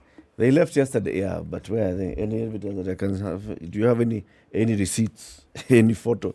Do you have a receipt you of went to an? the supermarket and bought an extra tomato? I can show you The example can Eric you gives explain? is a valid one, insofar as we assume. Insofar as. Yes, we take the view that auditing is, as he is saying, it is. It isn't, because part of the reason that queries are raised is because there is an understanding of a structure that you must abide by. Yes. The issue of visitors coming to your home, people visit. Yes. But if it was the government or a government institution, there would have been a budget for visitors. And you would have known that the visitors we have budgeted for are this number. So long as you feed the numbers that are in your budget, there won't be a big issue. So Those long as are you can invited visitors. Yes. Visitors show up Yes, sometimes. now when they Things happen. There could have been an ailment, and that necessitated extra visits. Very true. When those extra visitors come, at that point, you are not taking photos. They are coming to see Mugonjwa. But visitors go. Auditor asks for photos of the visitors in the house. The way you have built your house, you, not auditor. Yeah. You have prescribed that in the case of visitor coming unannounced, you will still have a budget line for that unannounced visitor. You are the one who said, not auditor. Yes, now. What I have put in place is I shall be able to rejig my budget to fit the need as Now, it goes. auditor is saying I don't you have didn't rejig. floating cash. Eric knows this full well. The very process of auditing has to do with auditing systems. Okay. Eric knows. He's just. He doing knows the thing. full well. He knows full no, well. you people are saying he knows full I well. know, and that's why I'm raising issue with the auditor. Yes. Sometimes these questions that are being asked, okay, it may sound, just casually reading this story, it may sound that this is the first time that we're having issues in the Ministry of Education with disbursement of funds, with unexplained expenditure, with all this, the other. Expired framework. Right? Expired framework. Is there a reason why an LPO is issued after an expired framework? Is there a reason? Is there no reason? Okay. Now, auditor comes and says, framework was to expire 30th of June. Contract issued LPO given 14th of July. No, expired. in this case, if it was June, Expired. now what has happened now is that it has now been delivered in February. Yes, the next but the year. conversation had started before. Had the conversation started before the expiry of the contract? Was there anything else that necessitated or that occasioned the delay in the issuing of the LPO? Now, all it is those ministry things are to not being answer taken. That question. Yes. Ministry has not answered. That is why Ministry Gathungu is is answering raising the red questions. flag. Gathungu is raising because nobody is talking. Ministry is answering questions. I am sure if you went to the ministry, you'll find these responses have been given. The point is, the auditor is stuck on expiry 30th July. Of course not. Issuance 5th February. Yes. Expired. Yes. Can you go and bank and a what check the after and what 6 the months auditor and- is stuck on, the ministry also knows. They know. They know full well. Again, auditors don't come up with new rules when they're coming to audit you. You know the rules. You know exactly what they're coming to audit. They even tell you what they'll require of you and what they expect you to provide for them. You know. It's not that you don't know. Any small, forget about ministry, small company worth its salt knows that auditors are coming. What are they doing before they come? Are they not preparing their books? Yes. Now you And know there'll what always they're be looking questions. for. Of course. And some of those questions. And you're given an opportunity to explain. Yes. You know what the auditor is raising here? She's not saying that you people are being black booked. What she's saying No, is, she's not. you've not given us an explanation as to why Exactly. these things are. And that's what I'm actually on that point. That's it. This thing goes to the board. Okay, audit report goes to the board. The board is who? Parliament. If Parliament then raises further questions, and if the Ethics and Anti-Corruption Commission raises further questions, then now we go further. They go and investigate. They'll find what there are circumstances, when there are no circumstances. I'm not saying that there is no question to be answered by the Ministry of Education. I'm just putting the other side of the story. Yes, those are very valid questions. There are very many questions that are being asked. And I'm like, huh? These are very many questions that are being asked. They should be asked. It's not the first time that such questions would be asked. So what happened in the previous questions that when they were asked? Maybe they were answered. Audit Maybe. report of the previous year, you'll find the same thing. Okay, auditor and the company that's being audited. Can I talk about something else? Talk. Thank you very much. Thank you so much for giving me this opportunity. Karibu sana. Asante bwana. I'm looking at the business daily. By the way, they have gone and even changed the format of the... No? They have revamped. They have revamped. It has a new look. The Kabisa new look. Two very interesting stories, but the one which has caught my attention. Inside Safaricom top executive shake up. Okay. More than half of Safaricom's executives have quit the telco over the past 2 years, allowing CEO Peter Ndegwa who replaced Bob Collymore in April 2020 to build his own team. This is what the article is stating. Okay? 8 executives occupying the 11 C-suite seats at Safaricom. 11C, okay. 11 C-suite seats. Yes, so when there's 12, 13 anyway, have left during the period under the review for roles outside the firm or at British Vodacom and South Africa's Vodacom. Okay?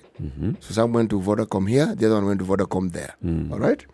Which have combined 40% stake, have a combined 40% stake in the Kenyan company.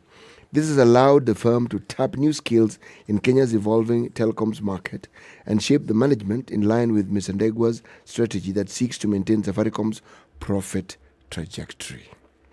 Changes in the corner office came at a time Safaricom's mobile money platform M-Pesa has overtaken Voice to become the biggest revenue earner for the company, underlying the growth of the financial service that was launched in 2007.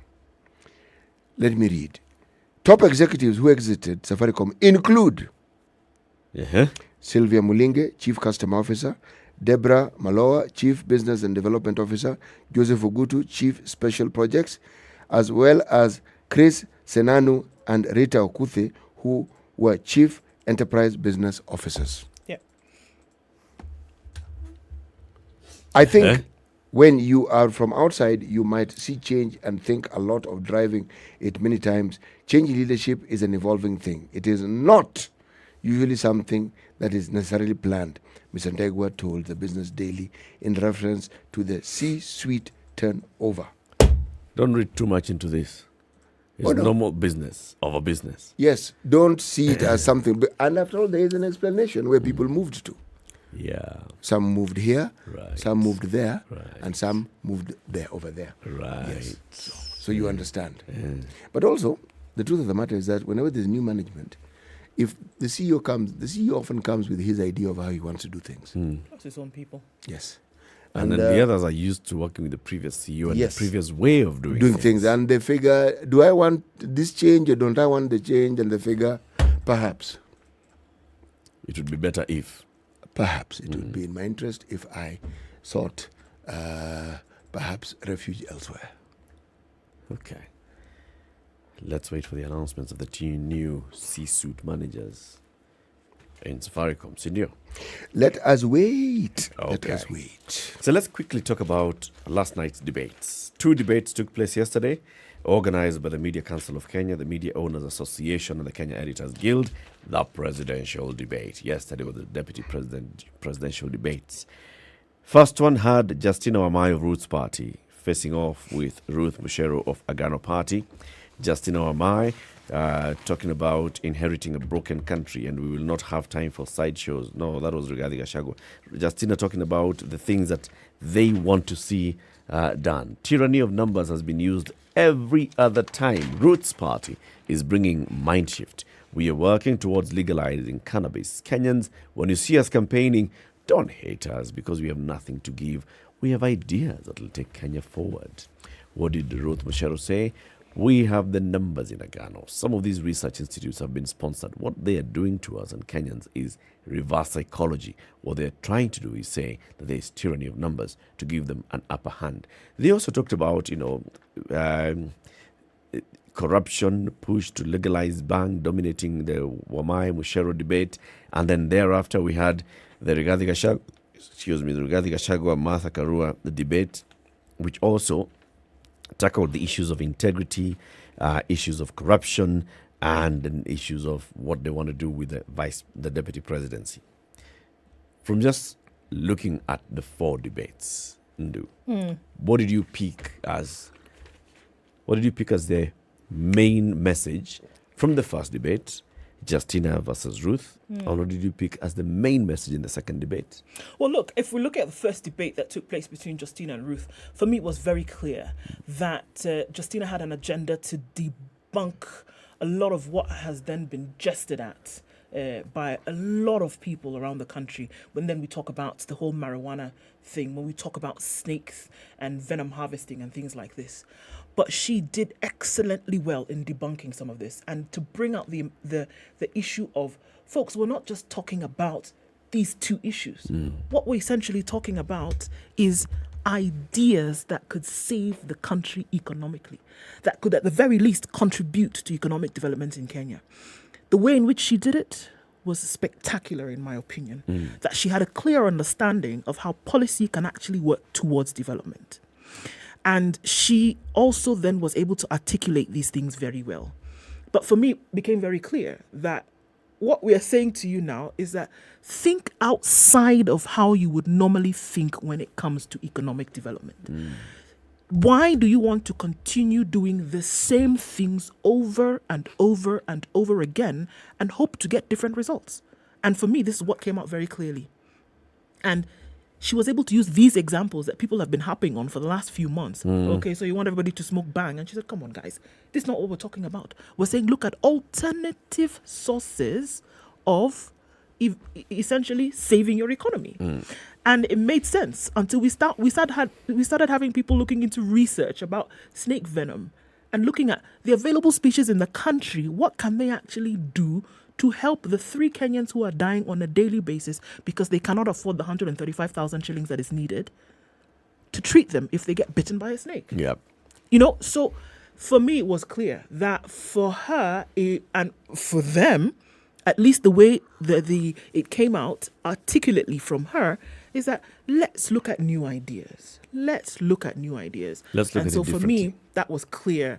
That was a hole in one. What did you pick from Ruth and the Agano Party? Well, I know that corruption is the bane of fighting corruption probably is the bane of their campaign right now. Unfortunately, it was not really clear the how this would happen. And I think, unfortunately, that they gave up an opportunity to be very clear about how this was going to happen. So she didn't bring out her case. Her case properly. was not laid bare well for me at all, unfortunately. City, what did you feel? I didn't watch the debate. You didn't watch that first one? No, I didn't watch the debate at all. Any of the 2 debates? And I'm going to give you a reason why I didn't. Because if we were trying to determine whether this was a debate that hinged on an interview process for somebody who wants to be employed in some tech company or in some learning institution, the debate would make sense, because this is an individual who will be transferring knowledge. So their knowledge on the subject would be a matter of debate, and we will be able to determine it from the way they express themselves. My position is that our politics is not determined by the erudite or the lack of it thereof that people express in the debates. You'll find somebody who understands what they're talking, who knows their onions from their leeks. You listen and you say, my goodness gracious me, this person really knows what they're talking about. And then it has absolutely nothing with what the voter will consider when they are electing these individuals.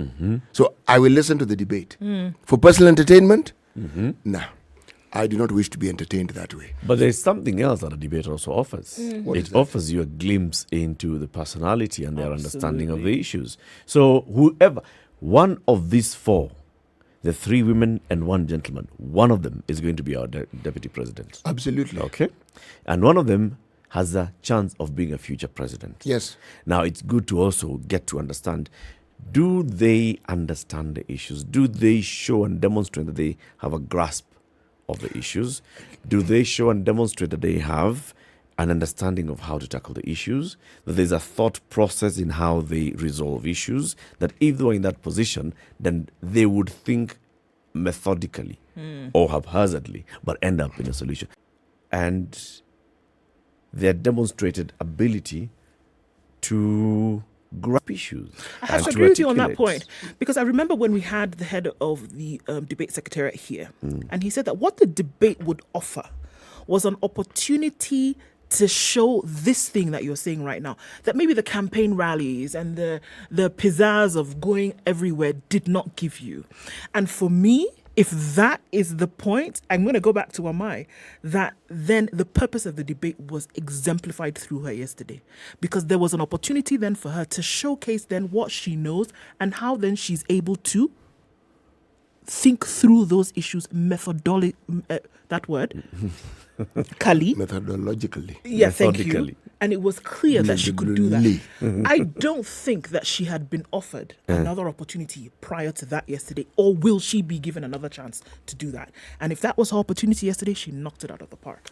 You see, all these individuals have received varying publicity in the media. But unfortunately, I'm jaded on this particular matter, and the likelihood of my changing my view is slim. Because I prefer to take the position that I wait for whoever comes in to tell me what they're going to do and then watch what they're going to do. And I'm going to explain to you why I have that position. You will find somebody who is eloquent to a fault and man understands again issues in a way that is fantastically amazing. Yes. Then they get the job. And you are looking and wondering and saying, wait, what did I hear? What did I expect? So what did I miss? Yes. So it's not that I have low expectations. At least you have that question to ask yourself. What did I miss? No. Rather than asking yourself at that point, who is this person? I've traversed that particular terrain, and I've arrived at a point where I'm saying, whoever is going to win, let them win. I will observe you then, because this, for me, will be more realistic. You will say you're in a position to do, I will observe. And I will see. Because all too often, we judge the value of the leaders by the things they say, and yet that is not what we ought to be judging them by. What should we be judging them by? The job they have gotten and what they have done with it. That is my view, quite simply. Whatever position they had, what they did with it. If you're a member of parliament and you've contributed significantly to laws, that's your contribution. I can see this is a person who thinks through issues, understands what needs to be done. I may even differ with the law, but you've thought about it, you've pushed an agenda. It's something you've done. If you're an avid debater and you debate issues, if you're in a committee that always questions things and you raise issues, I will look at it. But to judge you before you get to that position, no, I will wait. I'll suspend that particular portion of my thought process and wait until you are seated, and then I will say, okay, let us begin. That is my view on the subject. You basically have no horse. You're waiting for the cart to move itself. I'm actually waiting for wind assistance. I'm waiting for something to move. Then You've got to have something. But I've just explained the something that I have.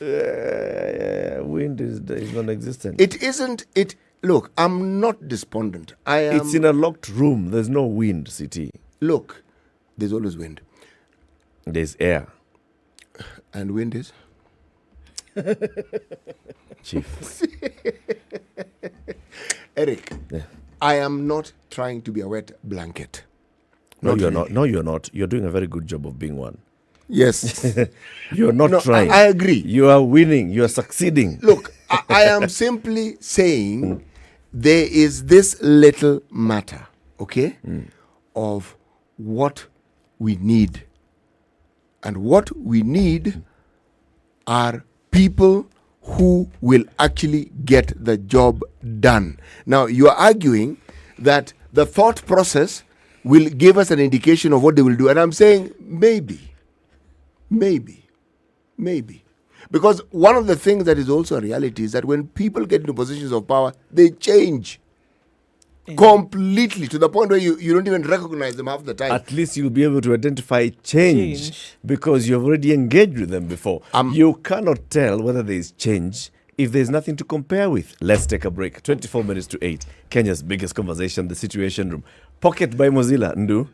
What is it? Yeah, so what it is an app that you can get on the Google Play Store or Apple App Store that allows you to put your stuff away in a pocket through the day as you're looking at different things, or even over months, you know. I think David Ndi's example will forever be one for us, whereby you're looking for a place to store things that you want to come back later to read. Pocket doesn't require you to put it anywhere else but in that particular pocket, and you can refer to it later to read, to listen, to curate. This is the Situation Room, the only way to start your day.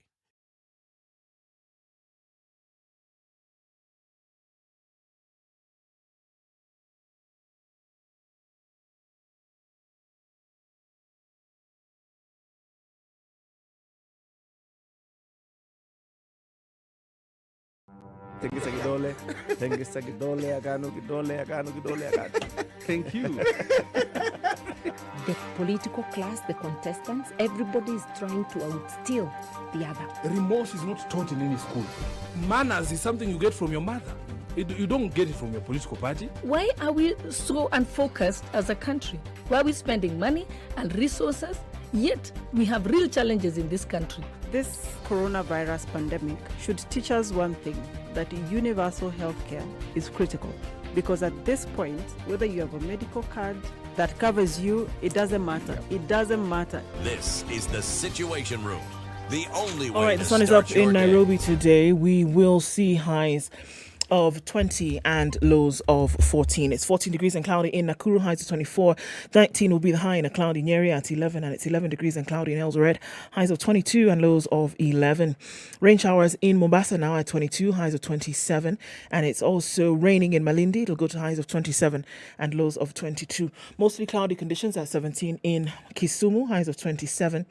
And we'll see highs of 26 in Kakamega, where it's mostly cloudy currently at 14. Looking into Kampala, it's clear, highs of 26. And raining in Dar es Salaam at 20, it'll go to highs of 29. 9 degrees and mostly cloudy in Johannesburg, highs of 14. And we'll see highs of 29 in a cloudy Lagos. 29 will also be the high in a clear Kinshasa at 20.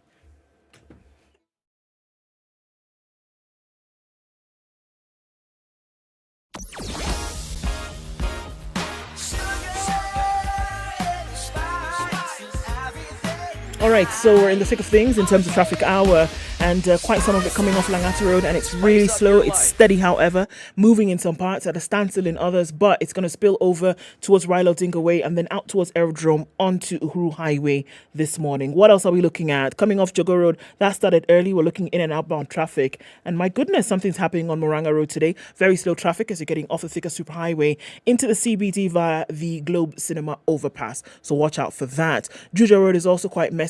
The Thika Superhighway itself, we're looking at traffic tail back all the way to the Outer Ring Junction, and in and outbound traffic is extremely, painfully, I'm thinking of one more adjectively, bad on the Kiambu Road today, in and outbound, and that looks crazy. The exits of the expressway also looking pretty messy this morning. Have your wits about, folks. Let's see what happens in about half an hour. Talk to us. SpiceFM KE on Twitter.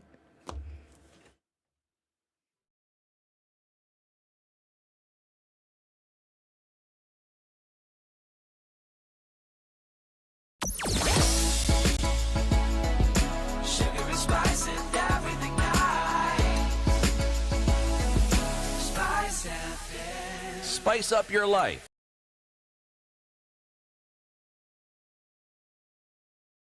Mature, intelligent talk every morning.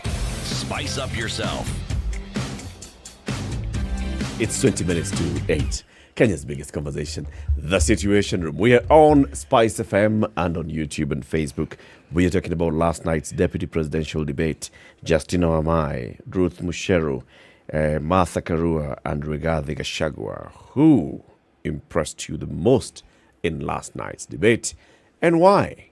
We have this question on social media, and also we want to hear from you. 0719 012 600. That's 0719 012 600. Who's it that impressed you the most and why? CT did not watch the debates because he feels, well, one must have the freedom to determine. Judge the fruit after you've swallowed it. I do not deny. I am merely saying this, Eric, that one must have the freedom to choose their preferred entertainment. You have a constitutional right. Yes. That was not my preferred entertainment. That was not it. No. You had something else. Yes. Nothing like entertainment of this sort. It has its benefits. There's no doubt about it. I have determined that those benefits are things I can do without. 0719 012 600. Robert. Yes, sir. Good morning. Good morning, too. How are you people? Very well, thanks. How is Nandi County today? Nandi, it's raining in the morning. Okay. Very cold. That's good. Yeah. Last night's debate. Yes. The wins, the misses. I think the lady on marijuana has done a lot of research. Mm-hmm. And I love the way she was presenting on the thing of how, in terms of our challenges. Uh-huh. And then the other thing is this, I think I was picking something from your discussion today. Maybe we should have a panel of persons who can interview a CEO to a company, possibly interviewing these guys. Because at the end of the day, this is a job, right now as we speak, it's about our economy and turning around things, yeah? Yes. It cannot be a politician's job, no. So I think maybe my suggestion would be going forward, maybe another interview that is coming, we have at least somebody else, maybe from the managerial sector, to be able to take these guys through the questions that are really about turning around an organization. But this thing of, it is Uhuru Kenyatta, it is Flani or Flani who is corrupt, that may not help us so much now. Doesn't add value. Yes. It doesn't add value. It not even adding value. Well, I mean, accusing you that you are black or maybe I'm brown, I mean, how does that help us? It was idea. Okay, Robert. Lovely day. Yeah. Thank you. Odur in Nairobi, good morning. Good morning, too. Thank you. How are you? Very well, thanks. Well, I followed the debates yesterday. First of all, I must say that the voice of people is normally the media. And people like you are very fundamental pillars in terms of following up. You know, sometimes a mother in the village might not be able to question a politician on what they said in the public rally, what they said when they were they were campaigning. But you ought to listen as a public, as a voice of the public, so that when this person is elected, you can follow up and ask them. You can even go to their offices because you have permits to go to visit them or anywhere and ask them, you said this when you were campaigning. You said this when there was a debate. What has happened? Where is the challenge? You know, what is going on? Then that is good. And that's why I feel that for you people, for me, maybe for a mother in the village might say, I don't need to listen to the debate. Sometimes maybe I don't even understand English. they speak English. But you people, you ought to listen so that at least later on you can put this question to task, these people to task, and ask them, did you fulfill? Why is this one not going on? That is one. Then two, I listened to the first debate, which was about on the Agano Party and the other one. And I can tell you that the Tingisha Muti lady deputy did well in some areas, especially explaining the issues of marijuana and the issues of venom. However, she failed in terms of telling us how they will suspend the constitution to some point or part of the constitution. Which law will they be using? Is it like they will become dictators? And how will they be dictators when there is a constitution? And how will they suspend it? You know, those are things that are still not well explained, and it leaves people to wonder: are we electing dictators, and what do they? Are we safe? You know? But in the second debate, comprising of Martha Karua and Gachagua, truth be said, Gachagua came prepared, and he was prepared only in one area, that is to attack the government, to attack the first family. He came with all notes, knowing that once I touch on the first family and the government, my component will be gone. Now, remember, he is debating against Martha Karua. Martha Karua is not a lawyer of the first family. Martha Karua is not the Attorney General. If Gachagua was debating against the Attorney General of the government, it will be easy for the Attorney General to counterattack. But in this case, I saw Martha Karua like, now, should I now behave like I want to defend the government? Should I now so she was lost on how to respond and react to this. Yes, because it is not her not her monkey, not her forest, not her monkeys. Yes, because it is not her to defend the government. It is not her to defend Uhuru Kenyatta. He is not the lawyer of Uhuru Kenyatta. But you see, Gachagua was hitting hard on Uhuru and hitting hard on the government. Now, but Martha Karua just came in the government recently. So how does he respond to allegations relating to Uhuru Kenyatta and his government? You know, that is something tricky, because you are putting this lady to a situation. At no point did Gachagua talk about Raila. And in fact, he never even mentioned Raila anywhere in his debate. The only time he mentioned Martha Karua is when we were saying that you are also involved in the BAT and blah blah blah blah cases that were already done and completed. But then the rest of the story was about Uhuru Kenyatta, government, and first family, and I don't know what. And those are the issues. It put off Martha Karua because she is not now. How do I defend Uhuru Kenyatta? How do I defend the government? That's true. Those are the things that, Asante. Mwalimu Irongo. Good morning, Eric. Good morning, Mwalimu. Ndu, how are you, and how is Mzee? I am fine. Are you asking me how he is, or you want him to answer? I want him to answer. Okay. Mwalimu, I'm very well, and how are you doing? I'm fine, sir. Yes. A few challenges here and there, but we are pushing on. Wonderful. Now, I want to be sincere that I've never looked forward to anything important from this debate because of two reasons, or three. One, I have always known that these guys will come to politics to attack one another and to showcase their fluence in speaking, and probably to try and stop the others from advancing the agenda. Another problem that I still noted, because I finally pumped into the debate, I could not run away from the sitting room. That's true.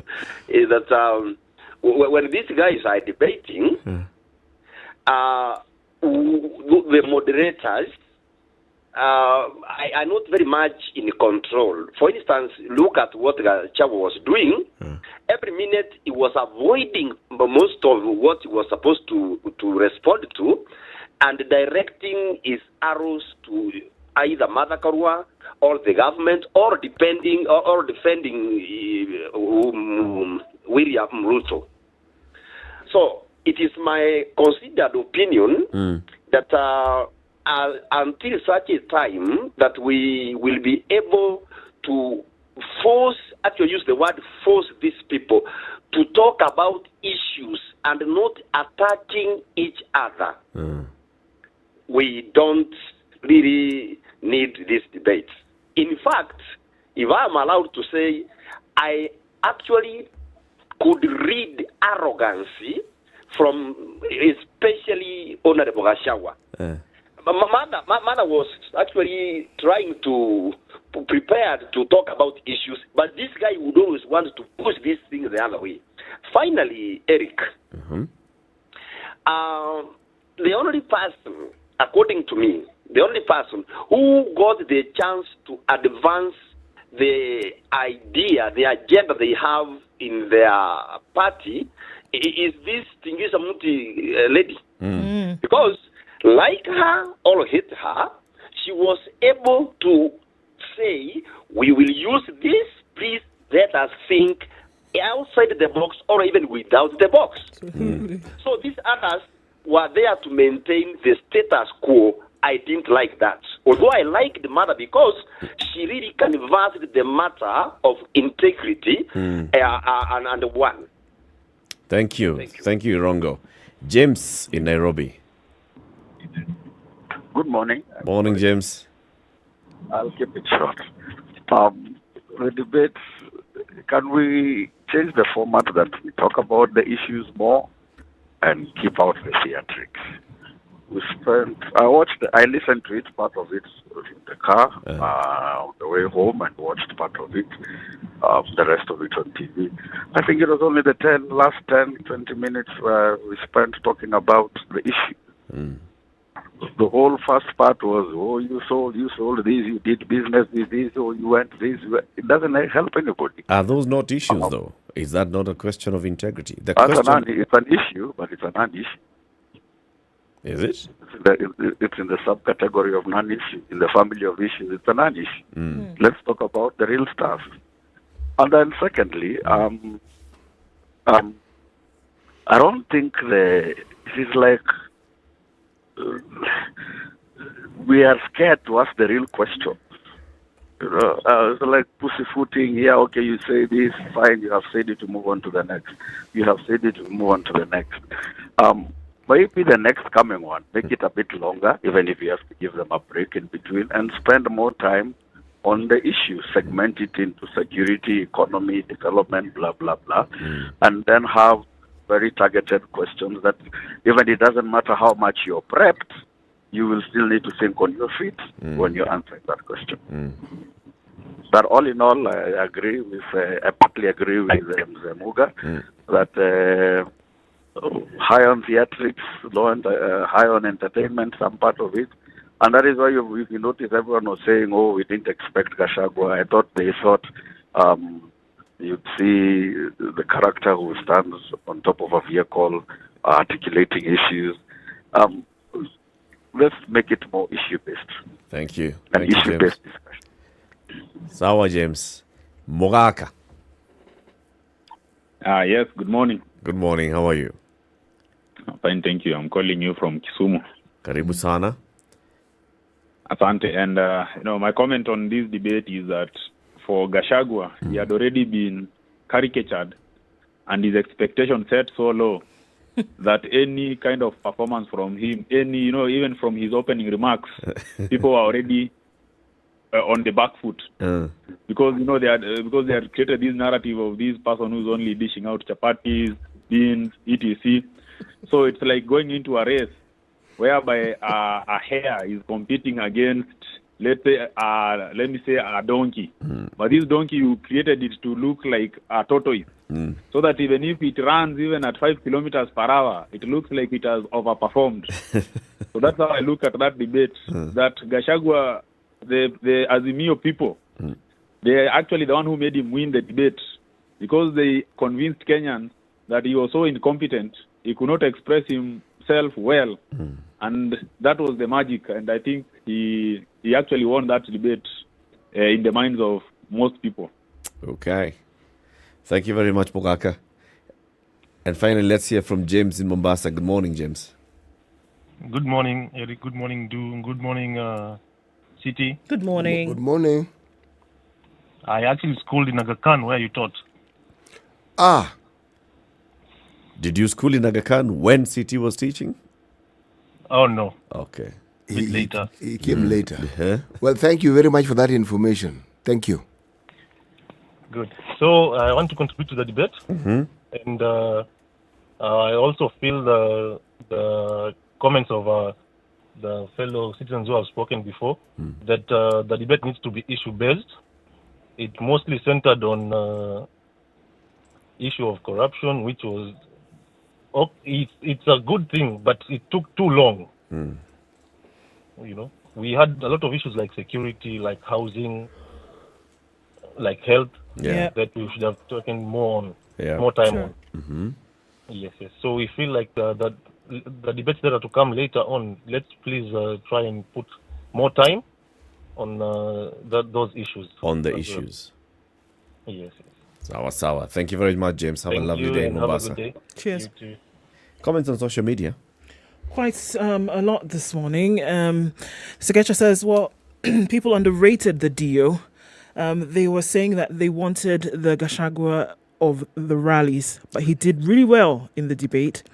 Gachagua surprised me, according to Elvis Kipkoke.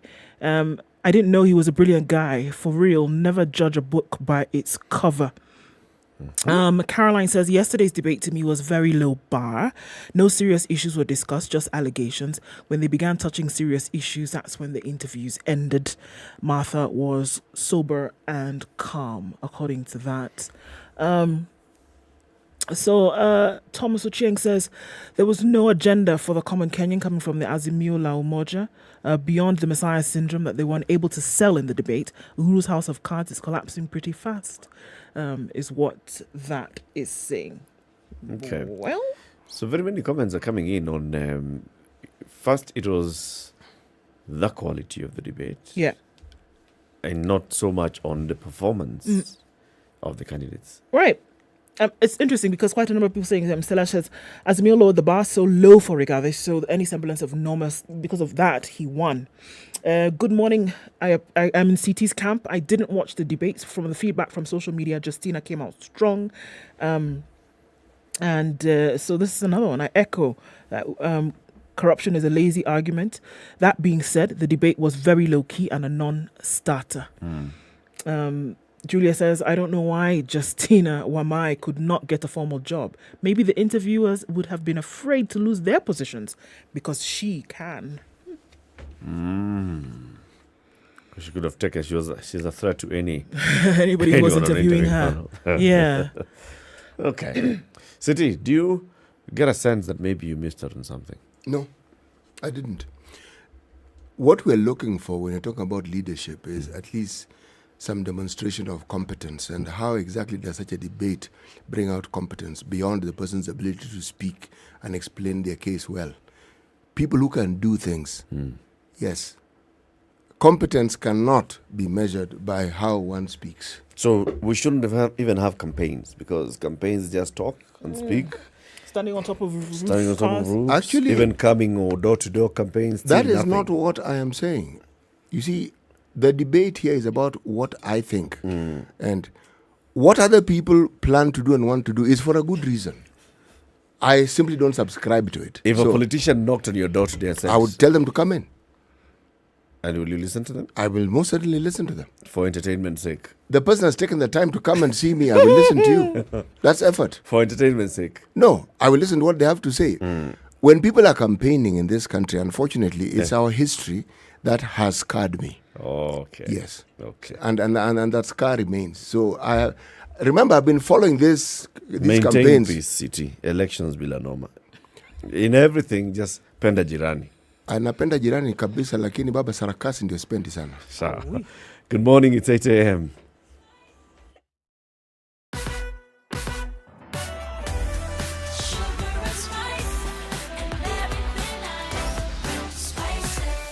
Spice up your life.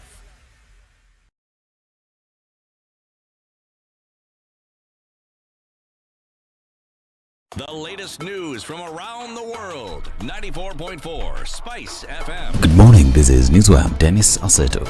Which party deputy presidential candidate Justina Mumai has shed light on the marijuana strain Professor Jojo Okoh intends to legalize and commercialize for export should he emerge victorious at the August polls. Speaking during the deputy presidential debate, Mumai noted that their preferred marijuana compound is cannabidiol and not tetrahydrocannabinol.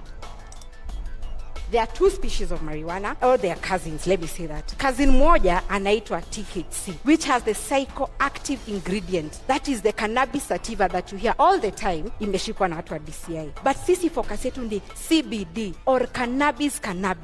That one gives you industrial hemp. So when you go hata venye professor anasema itapandwa kwa expressway and you pick a leaf and chew, it's only going to give a detox, let me tell you. And saidi watu wako na simu zao. Can you Google hemp seed sales in Kenya? Those products are in sale because zinakwambia zinakupatia immunity, zinakupatia omega 3. Unaona, it boosts your immunity. Those products are on sale and they do not have the psychoactive ingredient yenye inafanya watu wana lose focus. That is the bang you are advocating for. This as Agano Party Deputy Presidential Candidate Ruth Musheru Mutua dismissed the legalization of marijuana, saying that the plant is illegal in the country. Ruth unamwamini? Simwamini. Ya kwanza amesema ni ya kupurify. I don't know what we are purifying with ban. I don't know what part we are purifying. Kwa hivyo ningetaka aweze kutuelezea kama ni damu tunaosha, kwa sababu kama ina purify na ni dawa, si tuapishwe 10th alafu 11th hospitali zifungwe kwa sababu ni dawa. Let us hear how does it purify? I would wish to know. Umesema how you don't take the substance. Na umesema that means we are all consumers of bang through medicinal, yes, the medicinal part of it. So that means then why are we having it legal in our constitution? So what is the reason why we have not legalized it from the beginning? That means kuna madhara ile wataalamu wanajua ndiposa hawajapitisha hapa kwetu Kenya. This as Justina Mumai has come out to dismiss claims that the political outfit's 2022 State House ambition is being sponsored by another camp in a bid to divide the youth vote. According to Mumai, Professor Jojo Okoh-led party only threw its heart into the ring to provide Kenyans with alternative leadership. Our idea is unique, we are fresh, we are new, we are not being sponsored. The challenge we are facing is that when we say that this one is doing well, people say we are being sponsored by the other. But the politics you are pushing right now is that politics you are doing. Politics is about amplifying the voices of Kenyans, giving different interest groups their voices. Our research institutes wamekuwa sponsored, wanatoa huyu mtoto mmoja, which I think that ni kupunguza wanapunguza namba zetu. Probably we could be a threat because Kenyans are tired. They want new leadership. Our mode of campaign ni kama ile ilitumika na PM wa India Modi. Wakenya wamechoka in a way, they tell us come to Nakuru. Tunawaambia hatuna pesa. Someone tells you end of fuel kwa petrol station yangu, ama wanajiunga wenye petrol station fuel there. Mwingine lala in my hotel, I'll give you food. Bora mkuje Nakuru muongeleshe watu. That is our mode of campaign. Ruth Mutua from Agano Party says that they will abide by the law and ensure that the law is followed, insisting that in their government they will not hang the corrupt. Agano Party has a covenant with Kenyans to abide to the constitutional law. And we say, if you do not follow the law will follow you. For us, nobody is above the law. If you have been in corruption, you will face the law. We are not hanging anybody. Agano Party governance yetu si ya kunyonga, lakini we are able to deal with it in an amicable way following the law. I don't think even kunyonga is in the constitution. So that means the one wana breach kuvuta bangi na the next wana breach kunyonga watu. The Chief Inspector of Police Maxwell Otieno, the last witness to testify in the Monica Kimani murder case, took to the witness stand where he was cross-examined by Joseph Irungu's lawyer, Professor Hassan Nandwa. Otieno told the court that investigations revealed that the accused, who was armed with a pistol when he visited Monica's house, used the firearm to make the deceased submit. The firearm that was used by accused number one to shoot himself inside the residence at Royal Park is the same firearm that he armed himself while going to the murder scene. I said that this firearm was an alternative murder weapon I did not observe any defensive marks on the body of the deceased. The first accused person used the firearm to make the deceased submit. The court allowed Jackie Maribe's statement to be produced in court. The second accused person who recorded the statement has no objection to the statement being admitted in evidence, and this court cannot deny her an opportunity to adduce whatever evidence she so wished to adduce. Maribe's lawyer, Katwa Kagan, is from today expected to cross-examine the witnesses. This is Newswire. I'm Dennis Elsada. Good morning.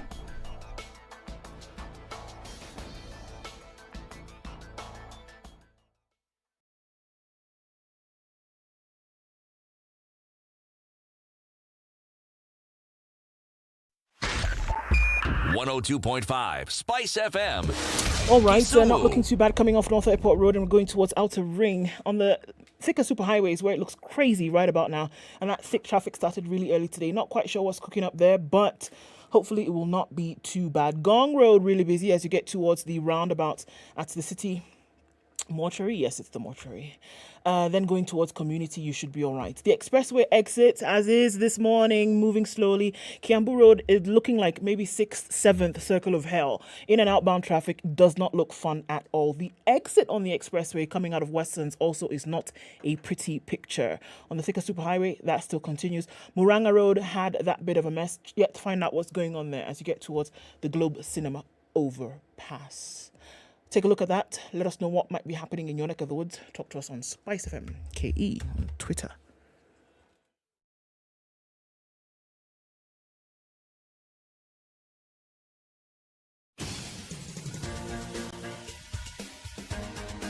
This is the Situation Room, the home of hard-hitting political commentary and penetrating insights about the state of the nation. This is a talk radio experience like no other. The Situation Room, a place for hard truths, debates, and elevated conversations. The Situation Room, witty, political, engaging, deep, controversial. In the room, we have C.T. Muga, researcher, academic, seasoned political observer, a fountain of wisdom in these politically uncertain times. Ndu Okoh, Nigerian by birth, Kenyan by choice, communications expert, Pan-Africanist, a truth seeker and believer in people power, and Eric Latiff, agent provocateur, the man in the chair, seasoned journalist, news hound, a man who believes in punching up, not down.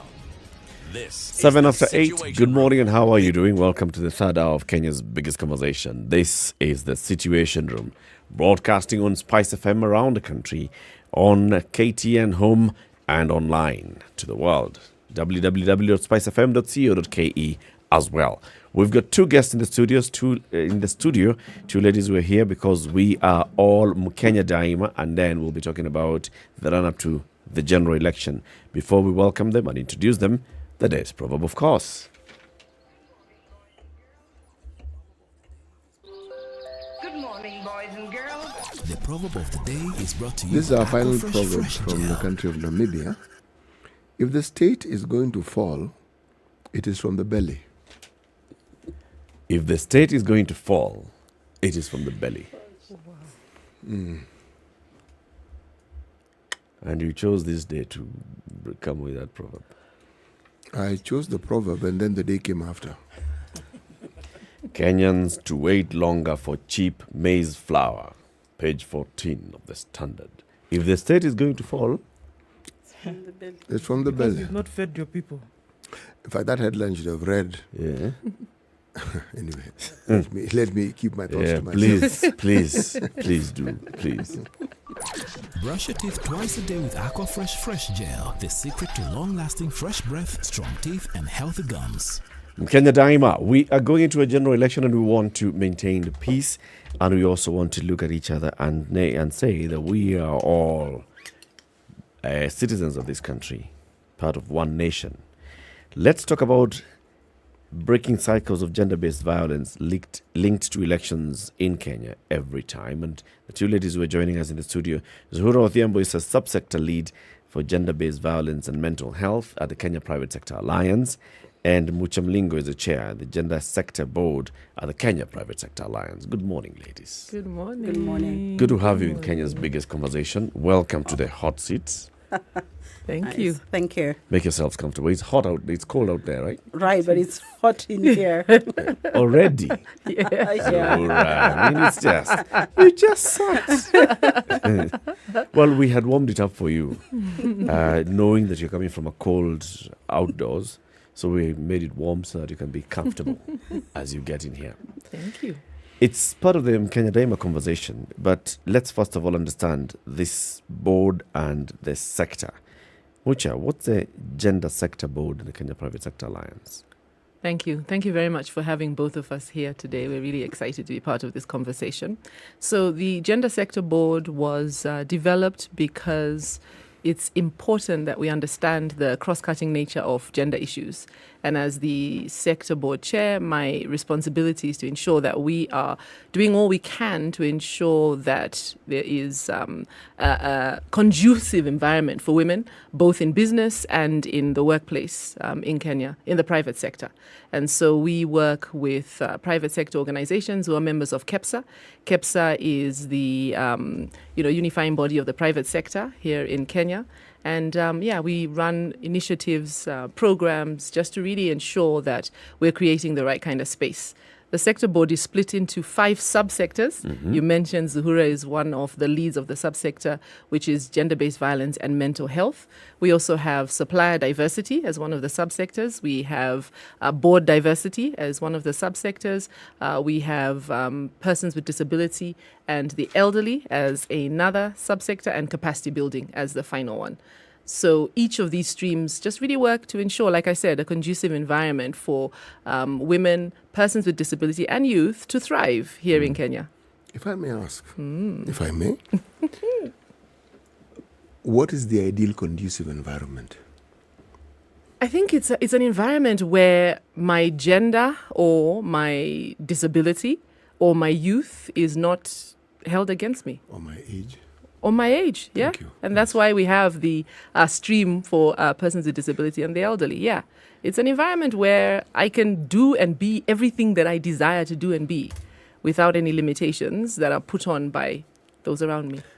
A really high bar, isn't it? It is very high, but we must aim high. You know, you talk about the minorities. City belongs to the minority when it comes to age. Mm-hmm. And maybe that's why he's asking, what exactly are you talking about? Because you represent the majority in this board. Eric actually has a point. Early on in the morning, we had a very lively debate on pensions. I don't know why he didn't pick it up. It's something that's dear to my heart. Him is still far away from it. For me, it's a reality. So when you talk pensions, I get very spirited about it. Zuhura, yes. Gender-based violence, and especially when it comes to the election cycle, it's something that has occurred before. What have you observed in previous elections? Let's just even talk about the 2017 election. Issues of gender-based violence, and then we'll also now then discuss mental health. So gender-based violence, I mean, it's an issue that, kind of lives with us in the society. More still, we see it more reported, let's say, during those particular instances. For example, of course, we saw during COVID, we had gender-based violence actually go on an upward trajectory, and yet people were at home, and you wouldn't say that there was darkness in that. So we have also seen other forms of gender-based violence, coming in. From the election perspective, of course, we have had cases. 2007, of course, was really, really bad. 2017, we still had cases. And this is just to let you know that we, even with or without elections, we still have gender-based violence happening across. It's just because during those particular times, we give people more opportunity. And especially if then we are kind of giving them the opportunity or the environment to be able to go further and, be engaged in the gender-based violence. So as KEPSA and Kenya Daima, we know very well how this is a big, affects the economy on the bigger aspect of the employees that are working for us every day, who tend to go through this particular they go through the gender-based violence, and the output perspective is actually, affected, and so is the economy of Kenya. And hence the reason why we're really very, very aggressive in the aspect of ensuring that within every election and every other time, we are able to stand in and also be able to ensure that we are assuring our employees in the different private companies and also creating a better environment. We're working together with different stakeholders to ensure that this vice does not occur. How can we? Because we see that during elections or during a time where there's heightened activity centralized in a particular area, then we see, and it's not just peculiar to Kenya, whether there's conflict, whether there's, as long as there's centralized activity, we will see these cases go up. So when we're saying that, now trying to go towards making sure that those cases then reduce significantly, what exactly can we do?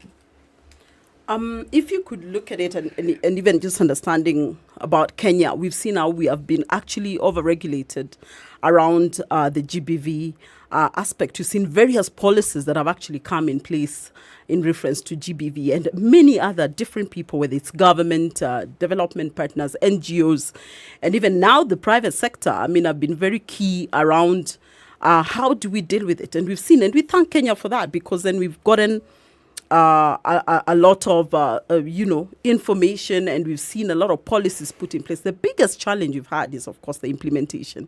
And the implementation, actually, we have also gotten strides and different, we have seen different ways that we've been able to look through this. If you look at actually how the GBV and mental health subsector came into being, which was last year in March, and that was after COVID, when we set our toll-free number, that was 1196, for employees to actually call in case of distress, and that we were getting cases of GBV. And hence the reason why the private sector was very keen in the aspect of how do we address this, because we were putting in a toll-free number to tell us about the challenges they have around COVID or anything else, and now we were getting many cases of that. And hence the reason why the subsector was actually created. And better still, we went further to actually do a baseline survey that came out, and it's amazing how some of the findings that we got on the baseline survey that, were happening, and even going further, that it is not just the SGBV. It is actually different things. It's amazing how the gender-based violence is even how you'd actually talk to your colleague in the office. How you're talked to at home, how the woman would talk to the man, how, so it kind of ties it into affecting my output in anything that I'm doing every other day. So we have done that. We have done the baseline survey. We are currently working on a model. This was funded by Bill and Melinda Gates. Model policy on how the private sector is going to actually handle the various issues that actually come up in the different organizations. Better still, we've also worked with very many development partners, the UN Women, we've worked with Crew, MasterCard, all those people in the aspect of understanding. And better still, we're even telling our employees and our members, in case there's anything, there's a toll-free number, 1196, you can call. We know that we also have different toll-free numbers that have been availed, and also looking at other ways of applying technology in case anything then happens, and we are able to know how do we reach the different people. And we've worked with very many good stakeholders, like even like Polycare, that in case you have an issue, we're actually seeing it end to end and assisting you as an employee under the Kenya private sector. If I No, please. Sorry, if I can add, I think, also speaking specifically to politics, under the Kenya Daima initiative, the idea is to engage the leaders because, we believe that we can engage the leaders so that even in their conversations, they can be mindful of the fact that, gender-based violence is real and it's very easily incitable. And so over the last few weeks, KEPSA has been meeting with all the different political players from, the presidential candidates to the deputy presidential candidates and, all the way. And it's something we're continuing to do until elections and having those conversations, because I think part of the issue is talking about it and helping people to understand that this is something that is not okay. We're coming from cultures where gender-based violence, may have been normal. In conversations, you've heard that if your husband, for example, is not beating you, he doesn't love you. So we're coming from, that kind of, those kind of cultures. And so the idea is to actually also have conversations around the fact that this is a vice. This is something that is detrimental. It's detrimental to the individual, it's detrimental to the family, it's detrimental to the community and to the economy. And so I think as KEPSA, we've really, engaged the leadership to ensure that this is a conversation that is ongoing. And so that even they, as they speak, as they campaign, as they're in the different fora that they're in, that this is something they're mindful of and speak to as well. Tell us a little bit about the spectrum of leadership that you've been talking with. So we started with conversations with the presidential candidates, and we had different forums, breakfast, and they shared their manifesto. Kenya Daima is really a non-partisan, multi-stakeholder platform that was created in 2017 with a primary focus of inspiring peaceful elections. And so the idea is to talk to all the different players, listen to what their plans are, share our manifesto, share what we feel as far as the economy is concerned, what we'd like to see. So we began with the presidential, then we had the deputy presidential. I mean, I think it's all the way down, even the different governor forums. So it's all the way down. The idea is to continue to engage all the players and have conversations with them. And it's a two-party conversation, right? So them sharing their thoughts, their ideas, and then us sharing this manifesto that we've developed or our thinking around the economy. Because our, biggest concern as KEPSA is the economy and ensuring that through the elections, the economy is stable and that in the private sector, we don't have major issues. So if I understand you correctly, you're saying you've been engaged in conversations with political leaders. Yes. Okay, now. Yes. Political leaders get a lot of support from the private sector. People help with their campaigns, people help with whatever it is that these people need. So are we then saying that this is a forum where people who have a stake in the economy because they either run commercial enterprises or industrial enterprises wants to bring the politicians to, should we say, a talking environment where they can discuss issues which they feel are important? Is that essentially what you're saying? So, yes, the idea is, and giving everyone that platform. And I think the key thing is just sharing as a private sector, as KEPSA, this is what we would like to see as far as the elections are concerned, from the point of view of the, peaceful elections, from the point of view of the economy.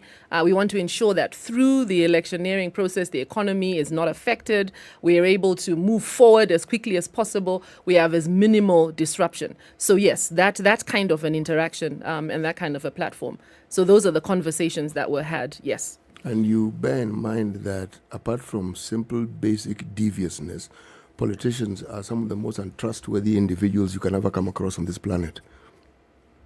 True. Fair enough. It's a fair point. But the reality is we can't stop having the conversations, right? Oh, no. We can't stop having the conversations. By all means, yeah. it is having conversations, but at the back of your mind, understand it. No, understand who you're having a conversation with. Yes, exactly. Yes, true, you see, true. If you are sitting believing with all your heart you're having a conversation with a human being and yet you're actually talking to a reptile, it becomes rather a different sort of conversation, wouldn't you say? Yes, for example, of course. I think the idea, sorry, Zuhura, I think the idea is just to really reinforce the fact that the private sector is united in wanting a peaceful election. Yes. And united in wanting to ensure that the economy is stable. Okay. And I think that's really the idea, that, we're united in that. Whatever our opinions in terms of which politician or the other, we want a peaceful election, and we want an election where our economy is not affected, so that we can go back to work and it's business as usual throughout the month of August, September, October, and beyond. Zuhura wanted to chime in there. I just wanted to add in the aspect of Kenya Daima and being very clear about, the focus areas on what we are looking at, of course, which is the leadership choices, and trying to tell our bigger tagline on nitatenda wajibu wangu, which is towards as a Kenyan citizen who own the country, and we try to tell them we own the country, and at the same time saying, how do you take the responsibility? So the conversations that we've been having with the various leaders and aspirants is mainly to make them take also the responsibility. If you look at the history and how KEPSA, has actually been at the forefront, and from even our 2007, where we had the post-election violence, we saw the economy of this country go down. We saw businesses close down. We saw people lose jobs and lives as well. I mean, it's one thing where the Apex body has actually been so fundamental to ensure that we can never have such kind of a situation again. And that's the reason why there was the aspect of them standing in to talk for the private sector. And then came the Kenya Daima, which of course was more, how am I taking my responsibility as an aspirant, as a politician, and as a Kenyan? And we are nonpartisan to any other whichever, but it's up to you to know you're taking the responsibility, choosing the leader you want. But what we are looking at is at no point, look at our economy right now.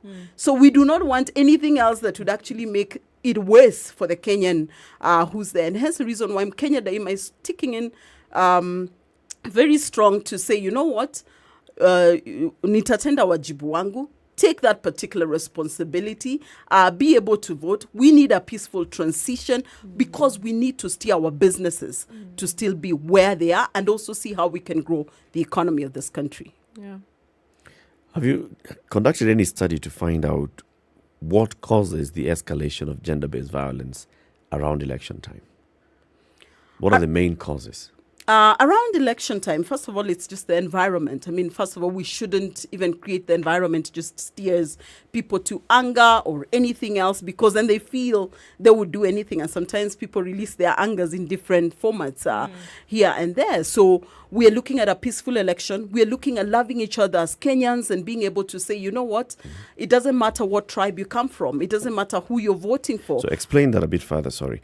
When you say it's the environment, what do you mean by the environment? The environment is because of some things that can sometimes be instigated by various politicians, and being able to talk to, our idle youth. And I would say idle because you'd wonder why Monday, Tuesday, Wednesday, working days, we have youth seated across and doing nothing. And that's the reason why we're also very key to ensure how we're able to have a better country, to ensure that these youth are actually working.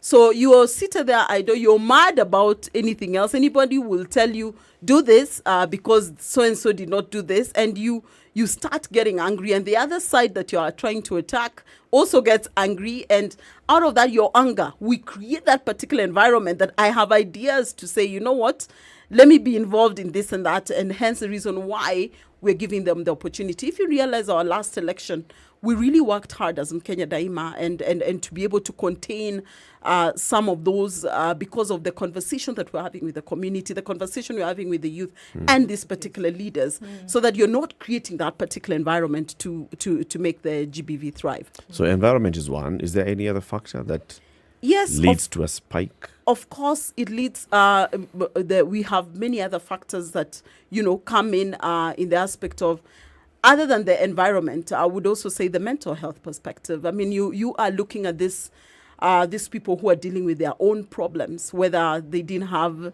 the dollar per day earning, and then here you are just ranting. Other than being asked, you're just thinking there's an opportunity for me to actually be involved in the one or two things. So again, where's the mental state of our people and who are actually getting involved in that? So again, that is also very key, and a lot of it also is also very tied into the economy, and hence the reason why. And here the economy, the employers, and we know very well the employers, majority of any particular engine of our country is, of course, the private sector to handle the jobs for the people and be able to create the jobs. And that's the reason why we're looking for that stability, so that we are not having many jobless people around, and also just not having opportunities to get the MSMEs and the SMEs, doing business across. Let's take a break. When then we come back, you will come into your point, and you also then tell us the specific interventions that Kenya Daima and KEPSA are rolling out to see to a reduction in the number of gender-based violence cases in this particular general election. 19 days to go. As we are going into the election, we've got to remember it's all about maintaining peace, being mindful of one another, caring for each other as neighbors. That's why the Standard Group is partnering with the Kenya Daima Initiative, also partnering with the National Cohesion and Integration Commission to talk about elections bila normal. Let's go into this election knowing that we will come out of the election. We'll have elected the leaders that would want. Maybe the leader that you voted for is not the one that is declared winner. Is okay. If you have a challenge and you want to dispute that, there are mechanisms and platforms for you to dispute the result of an election. But not your neighbor. Certainly. Never your neighbor. 8:30. This is Kenya's biggest conversation. The Situation Room. Our guests this morning, Zuhura Odhiambo. She's a subsector lead for gender-based violence and mental health at the Gender Sector Board of the Kenya Private Sector Alliance. Now, the chair of the Gender Sector Board of KEPSA is Mucha Mlingo, who's also here with us. This is the Situation Room on SpiceFM and online and on KTN. Good morning. This is the Situation Room, the only way to start your day. We know it is cold, but Cold Stone Creamery has hot deals for you. This month, enjoy cups of rich and creamy ice cream, delicious ice cream cakes, and fresh oven-baked cakes at amazing prices. Visit any of our stores in Nairobi or Mombasa and indulge in your favorite treats. Cold Stone Creamery, the ultimate ice cream experience.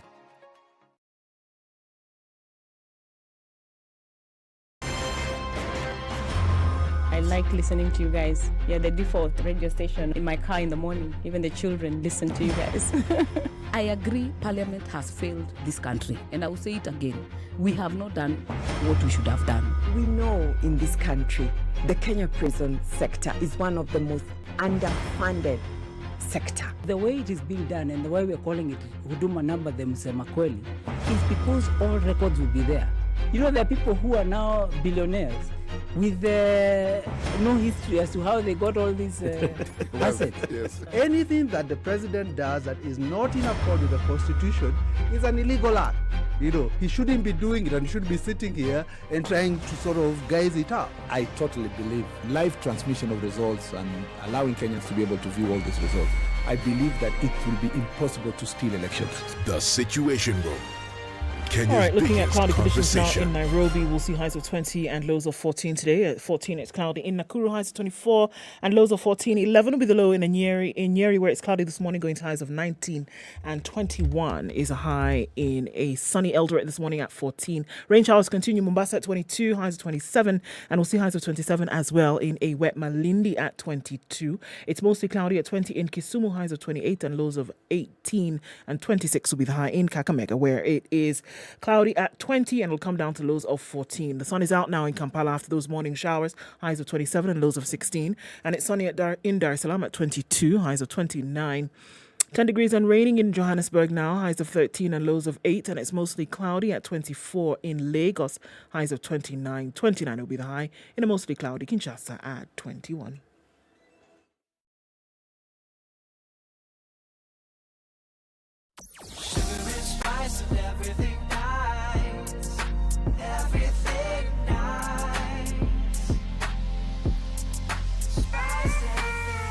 Spice up your life. All right, we're in the midst of traffic hour, and that looks already crazy from where we are in different parts of the city. Everybody heads into the CBD. Specific issue with the exits on the expressway today, but it's to be expected. We're still looking at that. Lunga is packed in both directions, in and outbound to the city. And we're looking at Likoni Road, then spilling over to the Likoni interchange, then touching on the southern bypass this morning. Still continues on Jogo Road, that's still busy. And we're looking at Uhuru Highway, pretty busy as you get into the CBD and then out towards Westlands. Thika Superhighway, that continues coming off of Kiambu Road, bumper to bumper traffic in and outbound, as well as Limuru Road now, which joins traffic hour. Let's talk on SpiceFM KE on Twitter. Keep things moving this morning.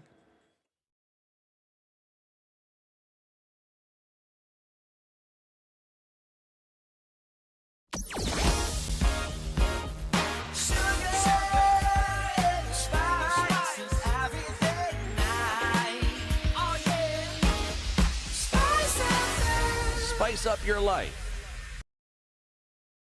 Mature, intelligent talk every morning. Spice up yourself.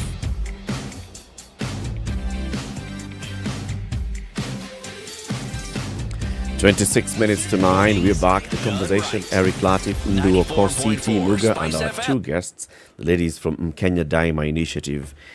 Mucha Mlingo is the chair of the Gender Sector Board of the Kenya Private Sector Alliance, and Zuro Odhiambo is a subsector lead at the Gender-Based Violence and Mental Health in that Gender Sector Board. We're talking about the factors that contribute to a spike in gender-based violence around the general election. And Mucha, you have a point to add. Before then, you tell us the specific interventions that Kenya Daima is rolling out. Thank you. So I just wanted to, add or to jump on the comment that Zuhura made earlier when she talked about mental health being one of the contributors.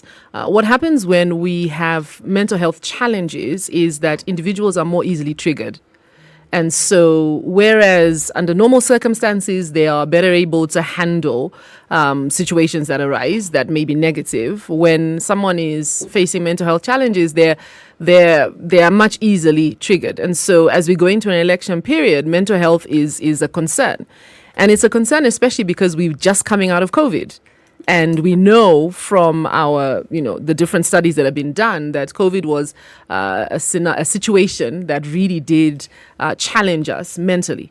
And so as we go into the elections, I think one of the things that we've been doing as a gender sector board is having conversations around mental health and, encouraging people to utilize the help that is available to really be back in balance, because we're aware that when people are struggling with their mental health, they are more easily triggered when it comes to things like violence. So you find that someone where normally would be able to just deal with the fact that perhaps their aspirant lost, they are much more easily enticed or triggered to get involved in acts of violence or take out their frustrations on those around them.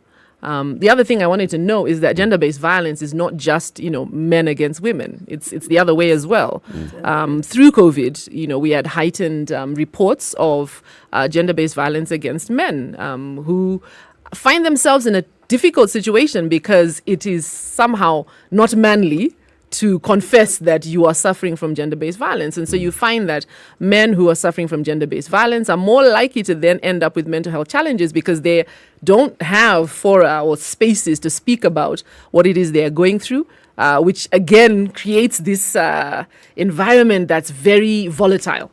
And so I think, in terms of interventions, which is the next thing you asked, it's really, I think for me, one of the biggest interventions that we have been rolling out is around sensitization. So I think it's really important that we have conversations. There's no... For the longest time, there's a stigma, especially speaking around mental health issues, speaking around gender-based violence. And so I think for me, we've been running a lot of programs within the private sector around conversations around the fact that these are the challenges we're facing. We also have the toll-free number that Zuhura spoke about earlier. So, where you are struggling, you're able to reach out. We have been working with a number of partners. Zuhura mentioned Polycare, for example, the idea being that in the event that you do need to report a case of gender-based violence, that the process itself isn't as, difficult. I had an instance where I supported a family member through a situation where she'd been abused by her husband, and it was horrific. The reporting process.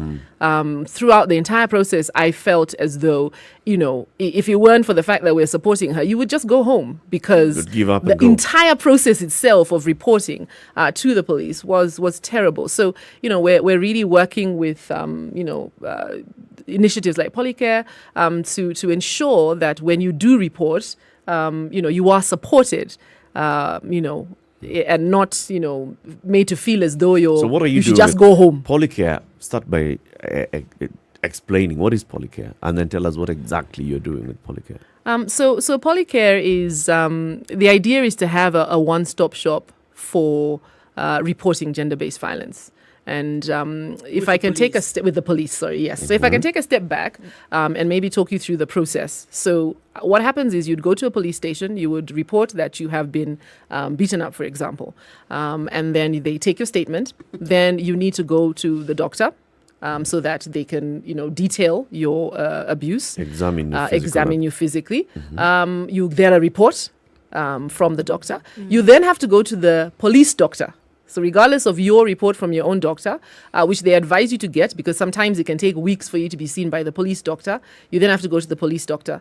And, from our experience, based on where my family member lived, it was one place in Nairobi to go.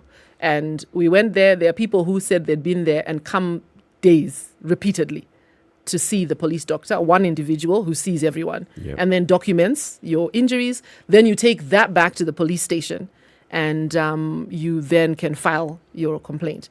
So the idea of Polycare is to reduce that and, to ensure that there isn't such a long-winded process. Currently, you would still have to see the police doctor, but I think one of the great steps forward is when reporting, there's a dedicated place to report, and the police are being trained on how to actually receive someone who is reporting. Because the biggest challenge you have is that, on arriving, you are made to feel as though, you should just kind of go back home. This is normal.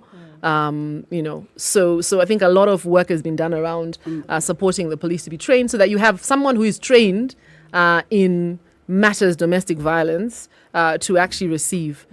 So we have a number of webinars, and I know Zuhura can talk a bit to some of the work we've done, bringing on the police, sensitizing our private sector, helping them be more aware of the options that are available. Yeah, and just to talk about Polycare and why it's been important. If you look at Polycare, it's been coined from the two words of police, who cares? Because a lot of our victims that were going to the police, even just how they're asked questions, ulivaa namna gani? Kwa nini ulikuwa hapo usiku? I mean, hiyo skirt ni fupi. So there was so much. By the time you've been asked many questions, you can open up. And then how long it actually took to even work with us. So remember, even when you work with some of the people who this has happened to from the densely populated areas, by the time you're getting in the evening, you actually have forgiven the person because you have to still go to back to that house. You've not gotten a safe house.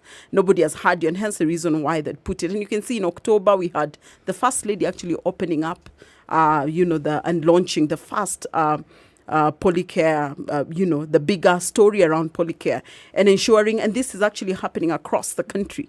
So it's more about ensuring that they have these particular centers that are not really dealing with the criminals every day. It is just standing in there to talk about, to handle the GBV cases so that they're not, put in under that particular intimidation. Yeah.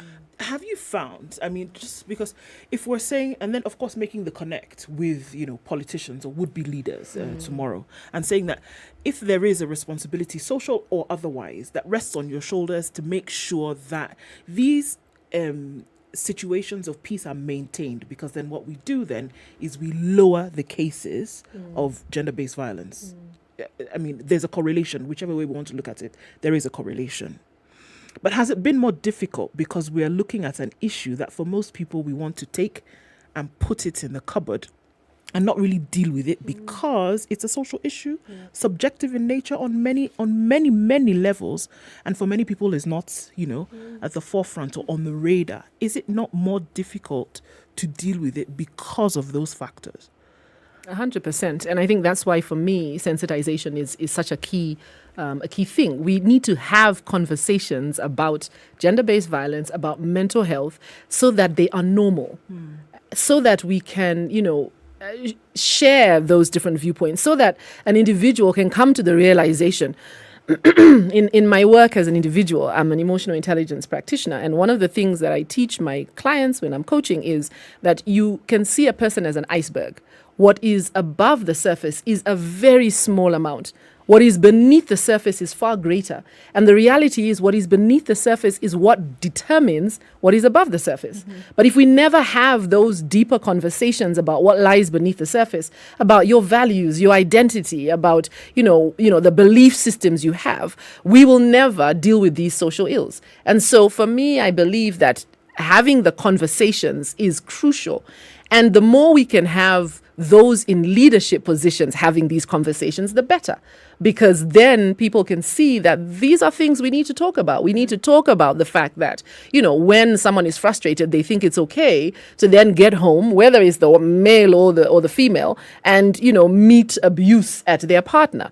We need to have that conversation about how that is not a healthy way to deal with the challenges you're facing. And we need to have the conversation around what else can you do if you are feeling frustrated. Many people are struggling right now, as a result of the economy. And so because they're struggling, they are frustrated, the easy outlet is in the home, whether it's the spouse or even the children. Right? And so we need to have those conversations. We need to normalize conversations about gender-based violence and mental health. And then we need to normalize conversations about how to get help and how to ask for help. Because the other challenge is that we don't want to ask for help. Because, if it's a man, well, how can a man say that they're being, beaten up? If it's a woman, maybe it's a financial element. She can't leave because financially she's tied or, a number of factors. So I think for me, to your point, 100%. And the way we begin to dismantle those structures is by talking about them. Do you have a program that focuses, say, on working with, say, the police service? Because they bear the brunt of a lot of what we're discussing here. They are the people you call to deal with these issues. They are the people who are reported to. And in addition to what they deal with on a daily basis. And again, since you're talking of mental health, there is an ever-increasing number of individuals within the discipline forces who, for mental health reasons, are either killing themselves, killing their spouses, killing their workmates, and I say it is on the increase. So my question again, do you work with them? Yes, to get back on that, we have seen, and not only maybe in the police force, these are things that are happening across, but maybe in the police force, because we know, you usually would know that an officer shot his colleague, or, they've gone at a restaurant and they have got various conversations going around. And it's one of the conversations that we have had also with the Kenyan police. And it's conversations that we're actually mapping as a private sector to ensure that, we because we already are working with them through the Polycare. And we said you cannot be able to push the big aspect of the police who cares, and within you're not caring for your colleagues, or nobody's caring, or nobody's caring. But then there are also many other things, and even within the police itself, we have seen the different steps that they're making towards that. Maybe it's just not out, but it's something that they've realized. This is taking them down. It's not good for the brand. And hence the reason why trying to go into finding out what is it that is actually causing these people to behave this way. A lot of things that some of the findings that they found was, various families that are, working far away from the main family and staying in one area. I mean, how do you sustain that? And hence the reason why in the different ways and deployments that they make, then they also consider that to ensure that some of these things are not happening. Of course, as a private sector, we, and in collaborative efforts, we are already putting down different plans to be able to work with that, and most probably you'll be able to see what's coming up next. But it's something that we have had conversations, and they've actually been working well with us as we work on Polycare with them. Do you partner, or if you do partner with government agencies, NGOs who perhaps work in these specific fields and have been doing so for some time? Do you partner with such? Yes, we do. We partner with very many NGOs, that have been working. We partnered with crew that have also been key working with us in these different areas.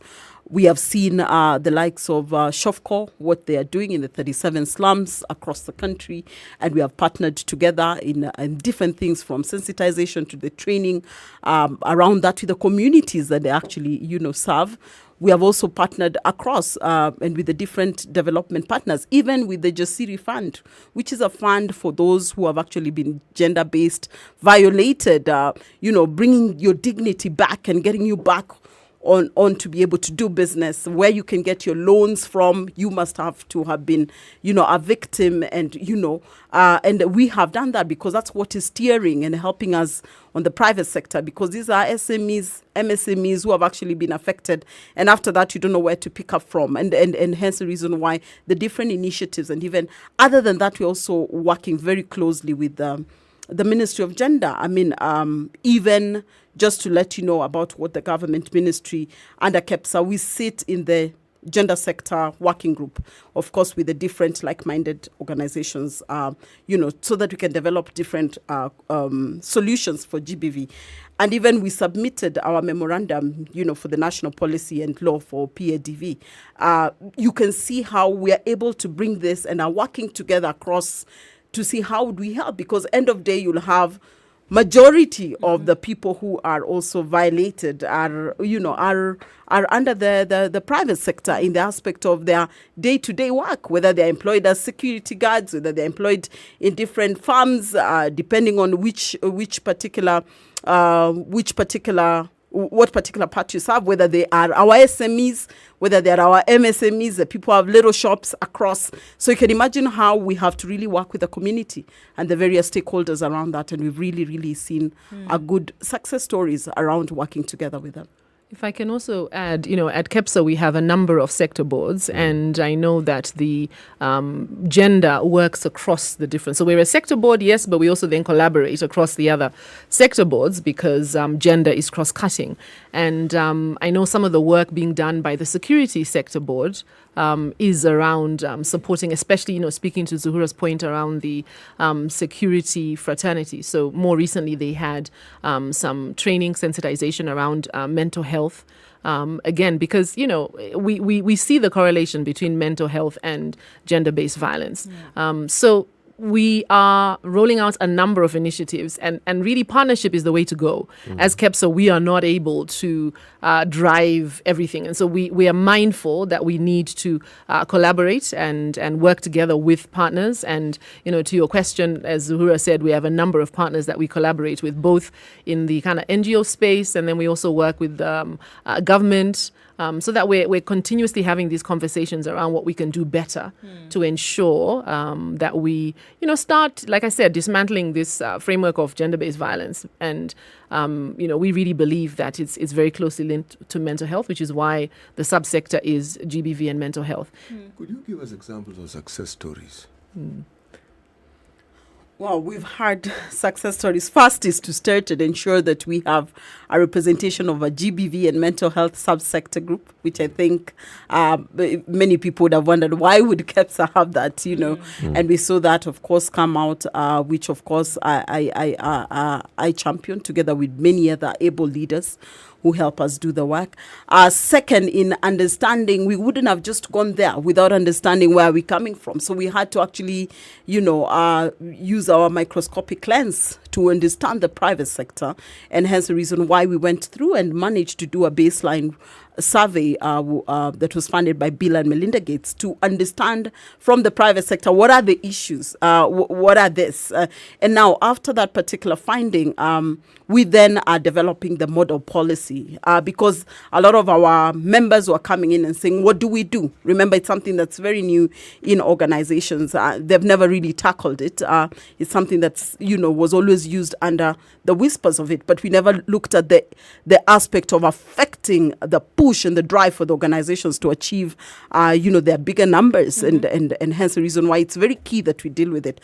So we have the model policy that is currently being worked on, that is going to really help sensitize the private sector further to be able to let them know what do they do. And other than that, even just having our 1196 toll-free number that, our members use and their employees use to be able to call in case they are in any particular situation. Working with different stakeholders, we have, from the different stakeholders, from the crews, from the shofkos, and that we have even safe houses, that even from the feedback that we're getting from the 1196, we know where to direct what kind of issue, whether it is to the polycare, and ensuring then, because we're working with them, this case is actually taken to book, and at the same time, we also are rescuing these particular victims.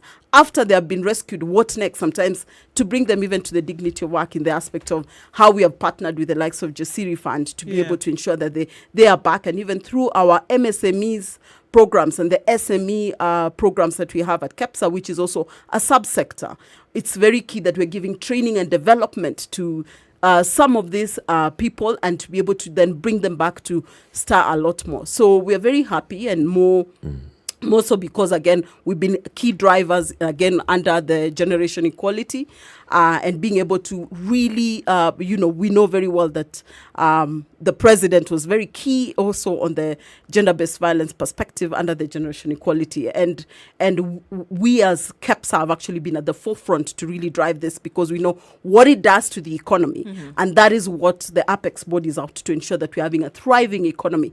And anything that would actually pull us down, we are ready for that. Hence the reason why Mkenya Daima, we put everybody to take their responsibility. Nitatenda wajibu wangu. How are you taking responsibility in driving, ensuring that GBV is actually not tolerated, in ensuring that we are having a stable economy, and ensuring that we are having a better Kenya, and even as we transition to new leadership. Right.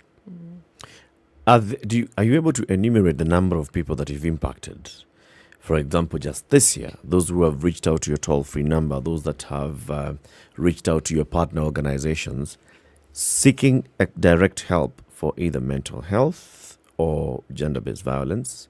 And then are you able to see, compared to the previous time, this is actually the impact that we're having this time, with this renewed, reinvigorated push to create awareness? Yes, we have seen from the time when we had the toll-free number, that was our 1196, and the very many issues that kept coming up. We had like up to about 500 requests that actually came through, and we have been able to work. We worked with about 300 people that we've worked with various partners to be able to work with them, and even the Polycare team. We have also seen a big rise that has come out from the mental health perspective, and where we've actually been pushing in, the bigger drive of it's okay not to be okay. And we're seeing many people talking about it, and we have organizations and different stakeholders. We have run very many webinars that we managed to kind of bring, because we realize from the numbers they complain, but they don't want to even say I work here or this is what's happening. So, but because then we go further and find out, we then ensure that the different organizations and our private sector members are part of the conversations to even take care of those issues that are coming up. But for our mental health, we've also seen a big rise around that, and also there's a bigger rise also that was driven from COVID. Which of course, because of job losses and other things, we saw very many numbers. I think under mental health, we had about 192 cases that had actually used the toll-free number to be able to bring that to book. Yeah. Let's take a very short break, because we just want to say goodbye to the audience on KTN Home who've been with us. The conversations continue on SpiceFM, and then you ladies can come and give us your closing remarks as we conclude the conversation. The ladies we're talking to this morning, Mucha Mlingo is the chair of the Gender Sector Board of the Kenya Private Sector Alliance, and Zuhura Odhiambo, subsector lead, gender-based violence and mental health in this sector board at the Kenya Private Sector Alliance, that is also spearheading the Kenya Daima conversation. Good morning.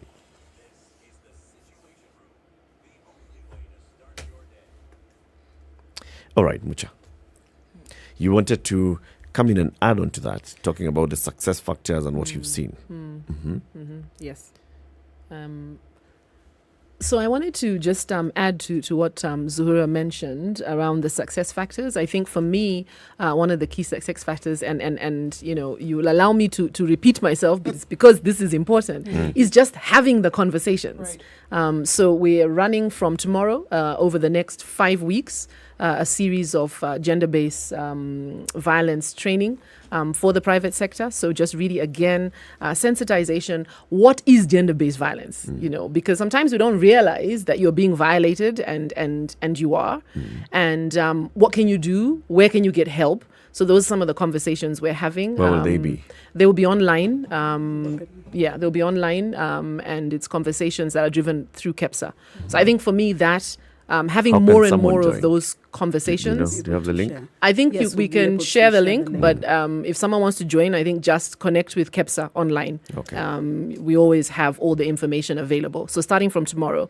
I think another thing is, yes, it's true, we may not know the heart of the leaders, but I think having those frank conversations with them, I feel that's a success story. I don't think that's something that has been the norm. So I think the idea behind the Kenya Daima initiative and calling leaders and having conversations with them and, being quite frank about our expectations, I think that is important. The more leaders begin to hear that we will hold them accountable, the more they will start being accountable. Yeah. I think the reason why we've gone away with maybe having leaders who say one thing and do another is because they know they'll not be held to account. So I think for me, a success story is the series we've had, both last election and this election, engaging with the leadership. And I think the more we have that, the better. Yeah. Mucha, thank you very much for coming and speaking to us about this. This is a very big issue, breaking the cycles of gender-based violence linked to elections in Kenya. Mucha Mlingo is the chair of the Gender Sector Board at KEPSA. Zuhura is a subsector lead, gender-based violence and mental health in the board. Ladies, and thank you very much for coming and thank you for speaking to us. We are championing the conversations around peaceful elections this time because we are all Kenya Daima and it's all our responsibility to Penda Jirani. A very good morning to you, 9 a.m.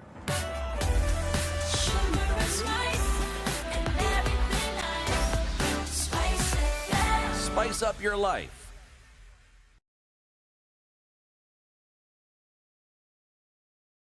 The latest news from around the world. 94.4 SpiceFM.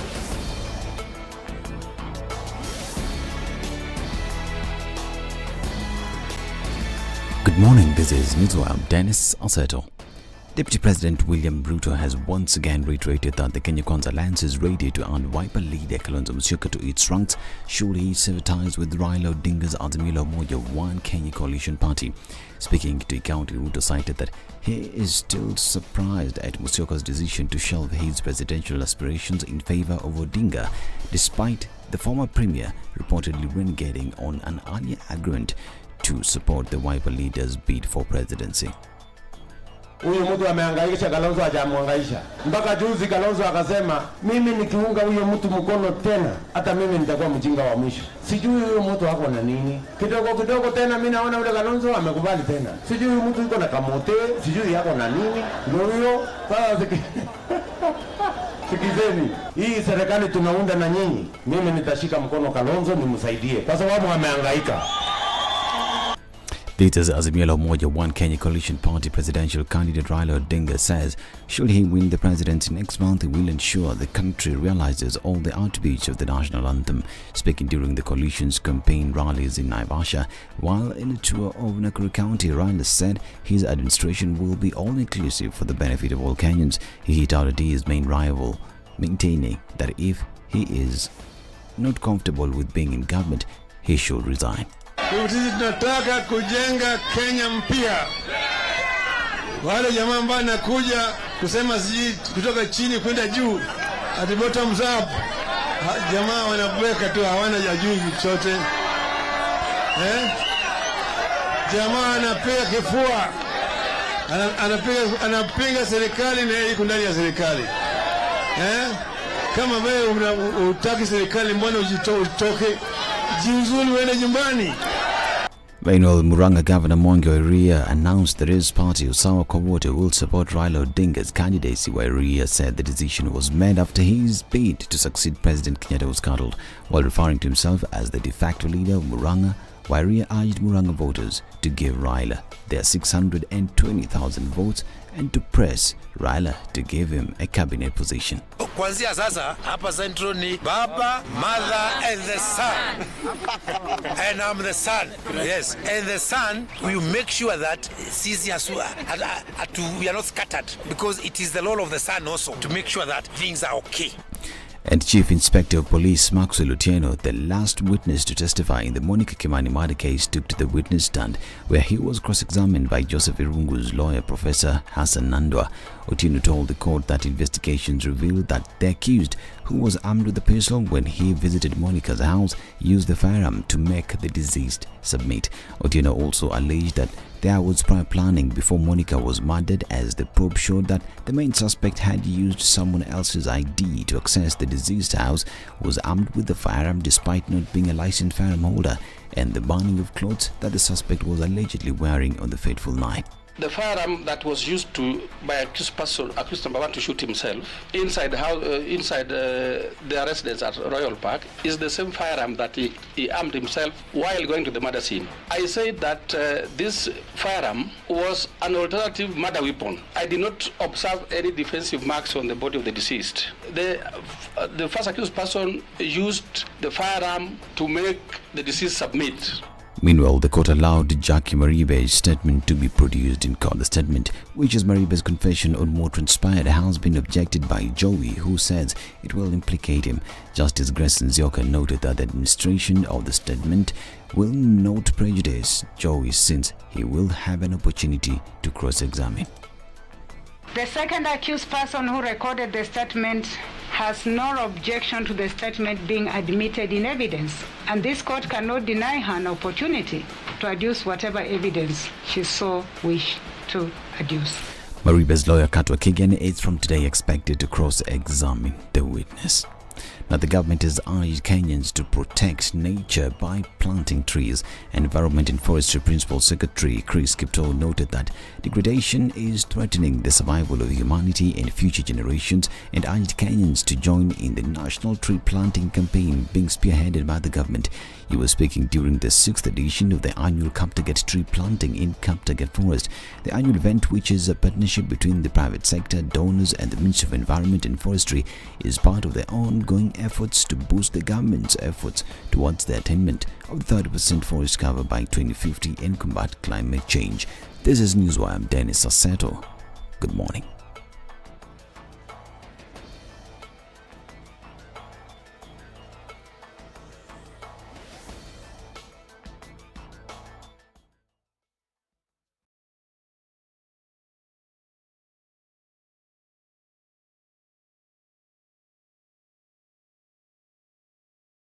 At a few minutes after 9 o'clock, and we're still looking at traffic building up in certain parts, but then also looking at it reducing in other parts. On the Thika Superhighway, now we're just looking at that Pangani underpass going out to the city. That's not too much of an issue. Kiambu Road, slow but moving in some parts, not too bad. That Murang'a Road thing, I don't know, man. Going towards the Globe Cinema overpass and the underpass as well. Traffic is heavy getting into the city.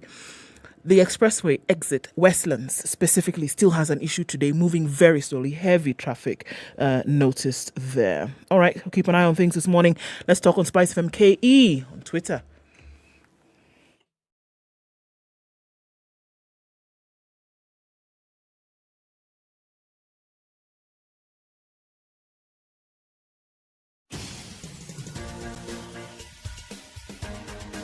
This is The Situation Room, the home of hard-hitting political commentary and penetrating insights about the state of the nation. This is a talk radio experience like no other. The Situation Room, a place for hard truths, debates, and elevated conversations. The Situation Room, witty, political, engaging, deep, controversial. In the room, we have C.T. Muga, researcher, academic, seasoned political observer, a fountain of wisdom in these politically uncertain times. Ndu Okoh, Nigerian by birth, Kenyan by choice, communications expert, Pan-Africanist, a truth seeker and believer in people power, and Eric Latiff, agent provocateur, the man in the chair, seasoned journalist, news hound, a man who believes in punching up, 7 minutes after down. 9. Good morning. This It's the is final the hour of Situation Kenya's Room. biggest conversation today, the 20th day of July,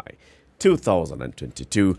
Happy Wednesday, and thank you very much for keeping it locked on SpiceFM. CT has the proverb.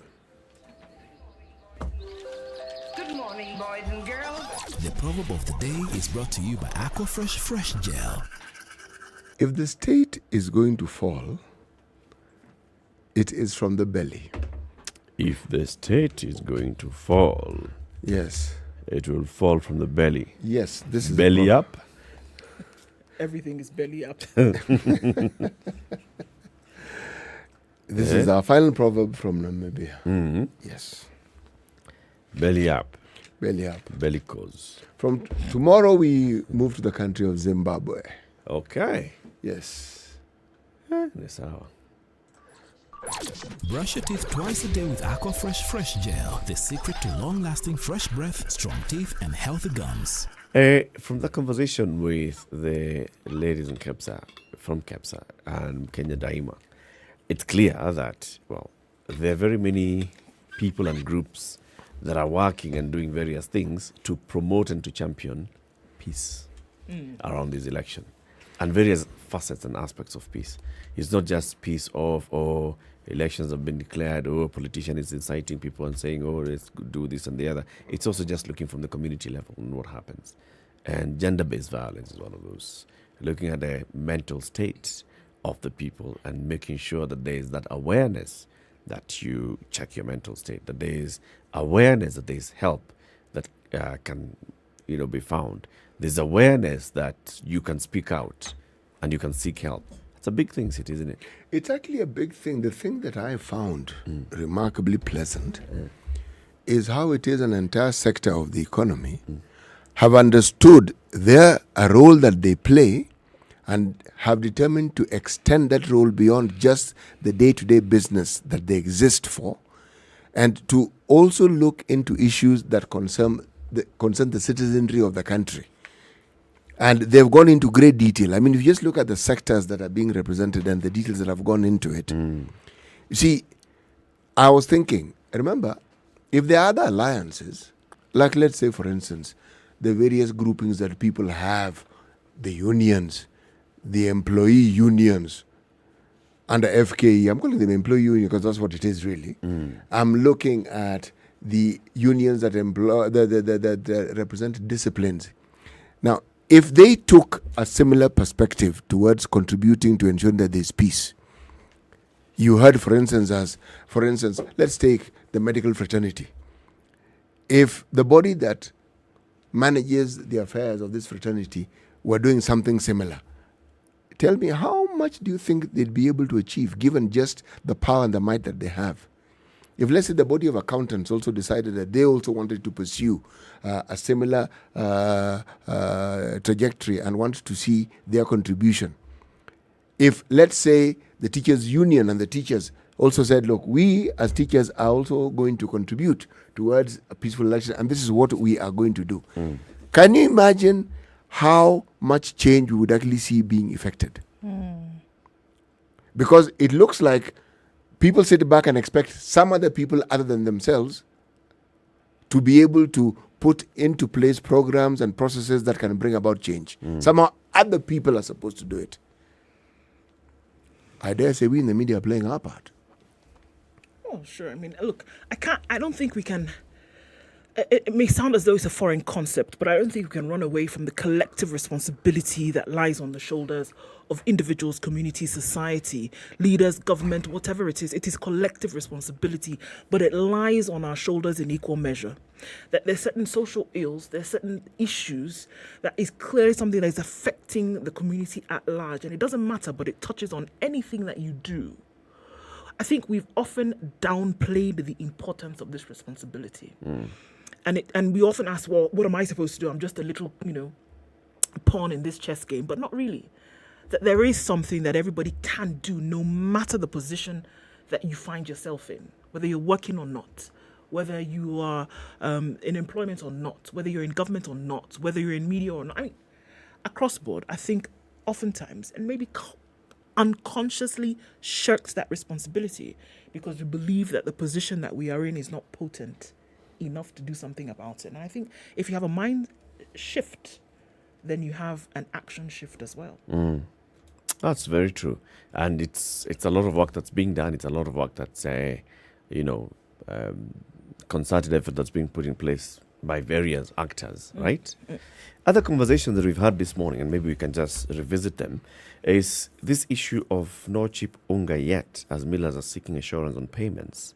And this is coming off the back of what was reported as government plans or government announcement to roll out a subsidy on maize flour that would ensure that maize flour prices at the market in shops is capped at 100 bob per 2 kg bag, right? Now, various questions you raised the other day, CT, on is this feasible? Is it sustainable? And they still remain, because even now the millers that are quoted in the papers today, they're saying, look, we have had similar kind of initiatives from the government before, and they were not sustained. We did not actually get, before we roll out, we'd like proper assurances on how exactly this one works out, how exactly we receive the money that is coming to us as a subsidy, and how when we begin, when it ends, because it has to have a definite start and end. People who are complaining in the story that is written in the Standard today are saying as soon as they read the story, they thought it's like fuel prices, starting midnight tonight. Bei ya unga inashuka. And then you realize, okay, it's not coming down.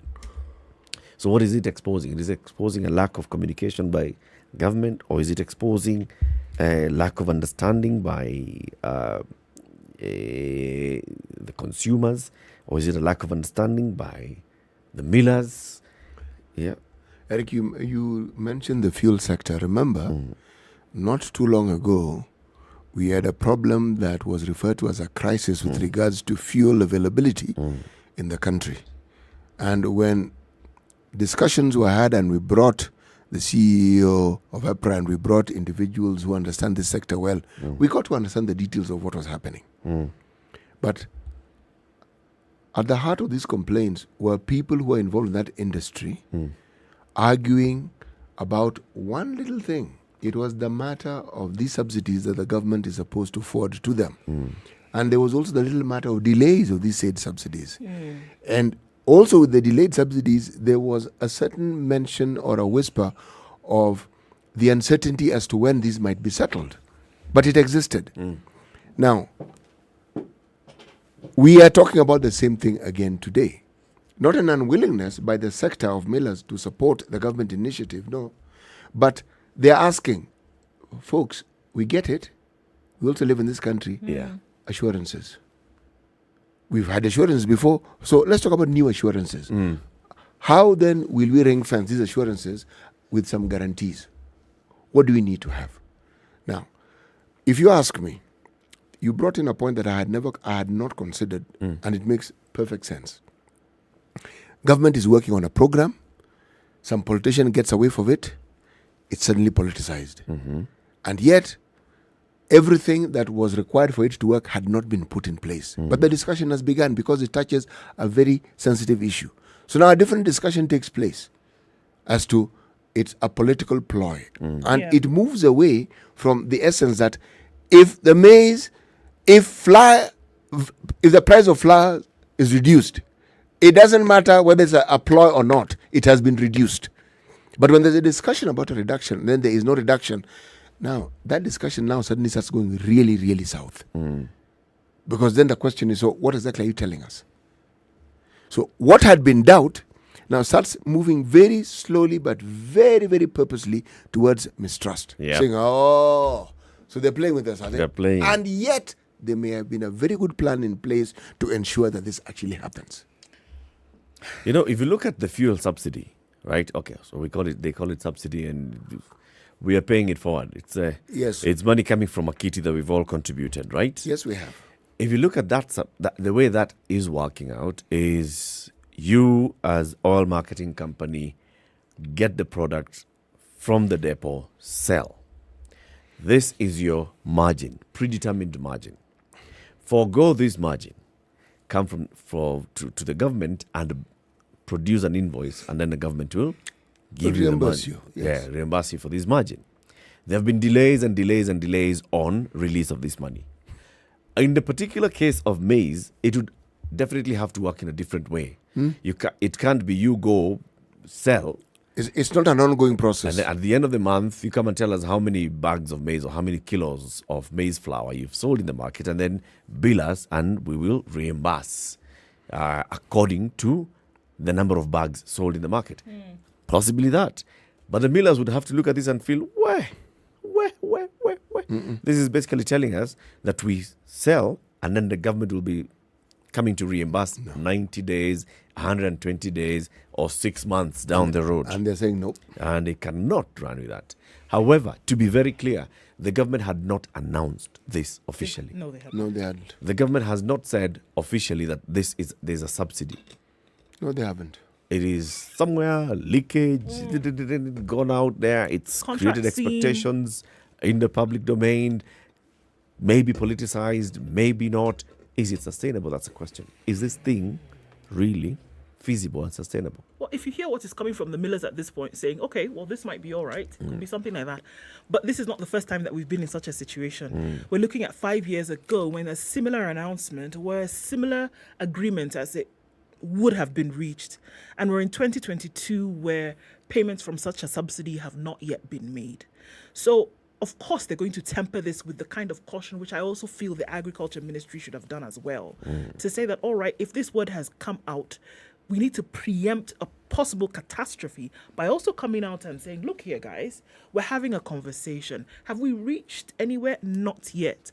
But the assumption is because of the high pressure situation in the country at the moment, where the price of food has skyrocketed and the very staple food which anybody in the country should be able to get without too much of panic is through the roof. You can imagine what would happen if even a suggestion that the price could come down and then it doesn't, will happen. That if there's even a suggestion that the price could come down, look at the jubilation that we saw in the streets in the country on Monday when we heard this thing. Did anybody ask, is it true? Did anybody ask, was there an agreement? Did anybody ask? Nobody asked. Everybody just breathed a sigh of relief and said, finally. But then when you look at it a little bit closer, you realize, hold on a minute, this may have actually not happened, which is why I'm saying it should have been tempered with caution by the Ministry of Agriculture, especially when they heard that this thing had leaked. Come out and say, okay, guys, hold on. It's not necessarily true. Are we working on it? Are we working on it? Yes, we are. Have we reached an agreement? Not yet. And then, because now what has happened? It has come out very clearly that the millers are saying, even the last one that you people said you would have done, till today, we have not received that money complete. It is those answers of, I am not aware. But Miller is like, I am not aware.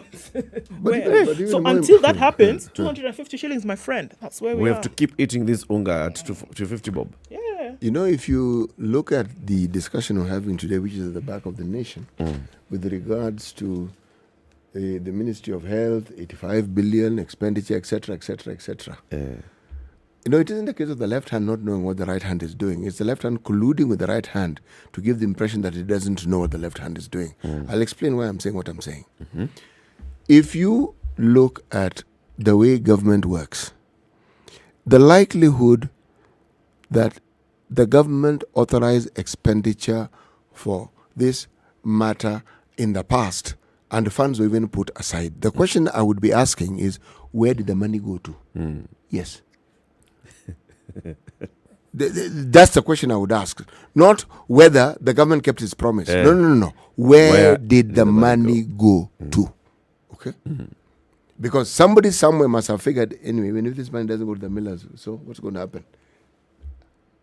It's an attitude that campaigns will come, campaigns will go. Yes. New government will come and yes, we see this happening over and over because someone will create a situation such as this one, make promises.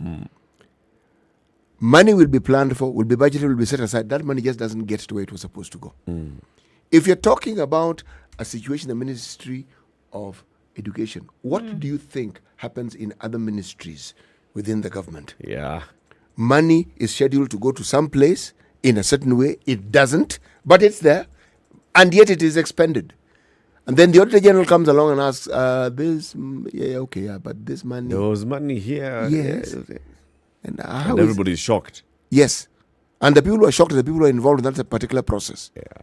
So, again, the scheme is good. It's a good plan.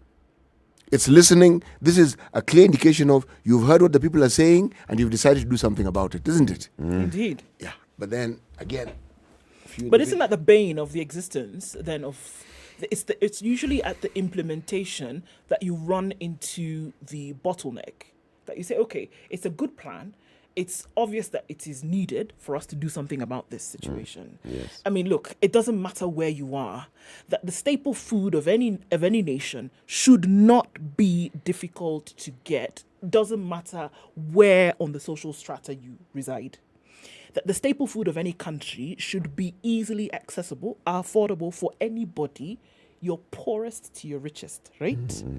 Now, when you have a situation that it is so expensive that it has doubled the price in 6 months, then you have an issue. Should they do something about it? Absolutely. Are they having the conversation? It is good that they are. However, the implementation of this said strategy looks like it's going to be a problem. Yeah. Because at the end of the day, the bottom line is, does government have enough money right now? 140 million shillings is what they're looking for essentially for just 28 days. 140 million shillings, 28 days to pay the millers this 150 shillings on top. They have the money. This government does not have money to pay pending bills for how many years? That takes us There back. are delays in pending oil marketing companies for how many months? Mago had told us the other day, money, government. Let it not be said that is our problem. No, I agree with Magoha. The money is there. In fact, Eric, this matter of pending bills. Remember the time when the president said the counties were going to receive money, blah, blah, blah, etc., etc., etc. Yes. Mm-hmm. I remember the date. You remember? October 30th. Yes. Pay them. These people pay them. Pay them raka raka. And The that was counties- like the fourth time you're saying it. Yeah, fourth. The one which we know of was fourth. Okay. The government has delayed in giving counties money. Yes. But they've always ended up giving the counties money. Yes. So how do the counties explain that the bills still have not been paid? The figure, the sum total that we are given, have you seen it moving? It doesn't seem to move. But the counties still don't have money. So where does the money go to? No, sincerely, where does the money go to? Because it's expended. The government delays in disbursing these funds, but they disburse them at some point. They may even owe currently, but they've been disbursing. Why is it that the payment of these debts, why are they not commensurate with the monies that counties have received over time? And yet the counties have expended money ostensibly to pay some of these debts, and yet the debts remain the same. How is that possible? Impossible. Yes, so how does one explain that? Impossible. But there's no money, City. There's money. 140 million is what they need to pay Jump millers. change. That one they have. For now, for 28 days. 28. Only 140 million. Yeah. 140 million. Yes. So that one they have, Eric. I told you. That's what they need to pay for 28 days. Because they can even double that and give us maize flour for free. Yes. Come on. Essentially what we're talking about. If they actually spent 300 million shillings, we'll eat unga for free for 20 days. Yes, and they're saying they don't have 300 million shillings. They do have 300 because million they have shillings. calculated, they've calculated just how much Kenyans consume unga over a year, and they've divided that by 12 months, right? And said that in a month, if you're going to pay 150 shillings, this is what it's going to look like, right? So it comes to about 140.2 million shillings. Over the next 28 days. What is going to have to happen after those 28 days? Now, just leave it alone. But for now, that's what they're dealing with. If they agree, that figure sounds... It sounds small. All right. If they are having difficulties with that, let me just assist them. Because I have information and I can even direct them to a source of information if they think that it's just me making this thing up. IMF has given us 28 billion. Whatever 240 million.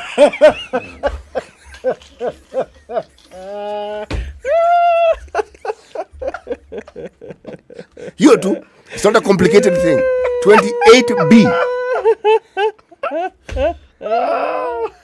If you take out just one B from the 28, there remains 27. Then you remove 140. What will remain on the other side is 860 million remaining. You can do so it's 27 billion 860 million. Imebaki kule. 140 you've paid. And then we can have and maize for Kenyans 28 eat days. Eat ugali for 28 days. Where's the difficulty? The report I read earlier on, IMF disbursed that money, meaning they sent it and it didn't come by donkey or camel. Okay? Wire transfer, which means it's in the treasury. Remove 140. Pay the millers. Where's the problem? And the money is meant for budget what? Assistance. That's what it is meant for. Budgeting assistance. Remove, sort out this budget of maize once and for all. Stop complicating issues. We have money. Uhuru's farewell package. Chindio? Yeah. Can be his farewell gift to Kenyans. In fact, if I were him, okay, There we go. I would take a decent amount. This 140 is small, okay? Double it. Triple it. So that Kula ugali mpaka the day I hand over the over forge. and beyond. People are just eating ugali. They'll remember Uhuru gave us ugali until the day he left work. Okay? So, food security sorted. My friend. Big four. Where is the problem? Until we don't have money. And this money is intended to help sort out budget issues. Man. Even IMF will know that this is for a good cause.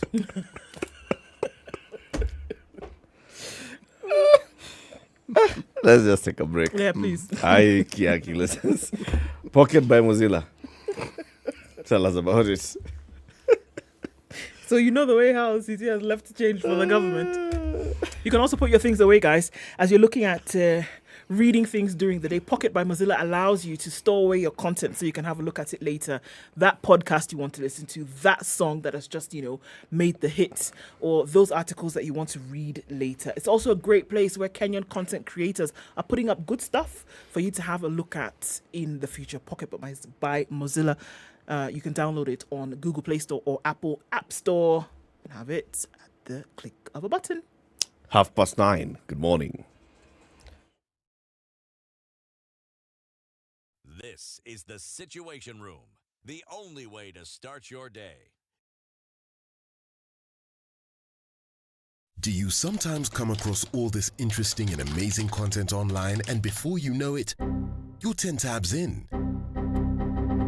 Or sometimes your browser refreshes itself and you lose that video or write-up you were keen on. In these moments, I bet you wish you could store this content somewhere so it's accessible to you when you need it or want to share it. Well, you can. It is as simple as putting it in your pocket. Thanks to Pocket by Mozilla, you can curate what you love, save it to your list, and access it even when you're offline. It gets better. You have the option of listening to your favorite articles, and before you ask, of course you can watch video content as well as even when offline. Filter the best of the internet and download Pocket by Mozilla now. Available on iOS and Android. Stori zetu kikwetu.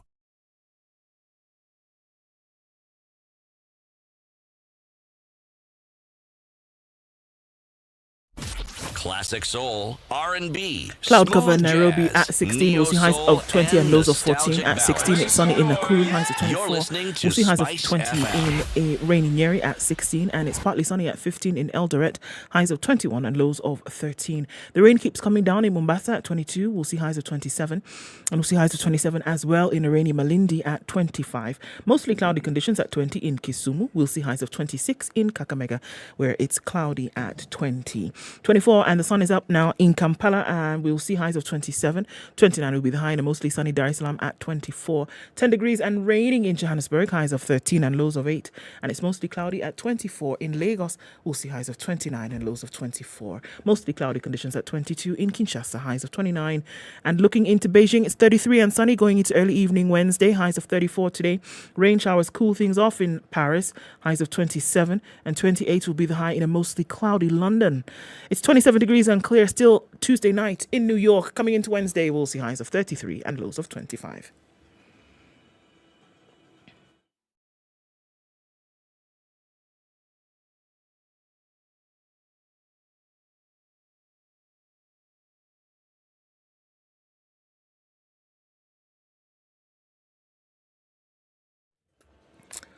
Okay, so looking much better in most parts. Looking outside of the city of Nairobi, not much in terms of traffic delays or hold up, so that's good. If you come back into the city, where we're looking at most of it, on Langata Road today as you get towards Eldrom there, coming out from South Sea and Nairobi West, it's doing a whole thing, but you should be all right. Into the CBDs where you see most of the action now. The Thika Superhighway, clear and free. Just at that junction of Outer Ring, then heading towards Thika is where you see some traffic, but Kiambu Road is also much better right now. Nairobi Expressway exits coming out of Westerns, folks. That's been doing the thing this morning. Hopefully we will get out of the dizzle-dazzle of that not too far from now. Jogo Road, actually, impressively, doing much better now at a few minutes after 9:30. through the morning, guys. Talk to us. Let us know what's going on where you are. Hopefully, we can keep traffic at a roar. SpiceFM KE on Twitter.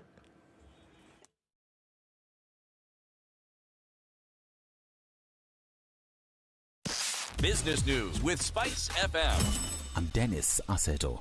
The Kenya Revenue Authority has asked the High Court to vacate and set aside an order issued by the same court last week, which ordered the taxman to open Keroche breweries. Keroche breweries moved to court in a fresh application to challenge the closure of its Naivasha plant on May 15th. The closure of the brewer was occasioned by the failure by the company as a resettlement plan that would have seen it settle 957 million shillings in tax arrears in 2 years. Manufacturers of zero-rated supplies risk seeing their request for input VAT reimbursements frozen should they fail to transition to the modern tax invoice management system. The Kenya Revenue Authority requires all VAT-registered taxpayers to have new electronic tax registers by the end of this month. TIMS is an upgrade of the current electronic tax register regime that came to effect in 2005 and seeks to facilitate electronic tax invoice management through standardization, validation and transmission of invoices to KRA on a real-time or near real-time basis. In an early victory for Twitter, a judge has ruled that the company's lawsuit against Elon Musk over the $44 billion acquisition agreement should go to a 5-day trial in October. The decision came at the end of the first hearing in the case over whether to expedite the proceedings. When it filed the suit last week, days after Musk moved to terminate the deal, Twitter filed a motion to expedite the proceedings and requested a 4-day trial in September. Musk's legal team opposed the motion. And Netflix said it lost 970,000 subscribers from April through June, averting the worst-case scenario projected by the company, but offering a focused below Wall Street expectations for the current quarter. It plans to launch an ad-supported tier next year, and it warned that the strong dollar was also hitting revenue booked from subscribers abroad. Netflix has warned in April that it expected to lose 2 million customers in the current quarter, shocking Wall Street and raising questions about its long-term growth prospects. For Spice Business, I'm Dennis Aseto. Spice FM Business.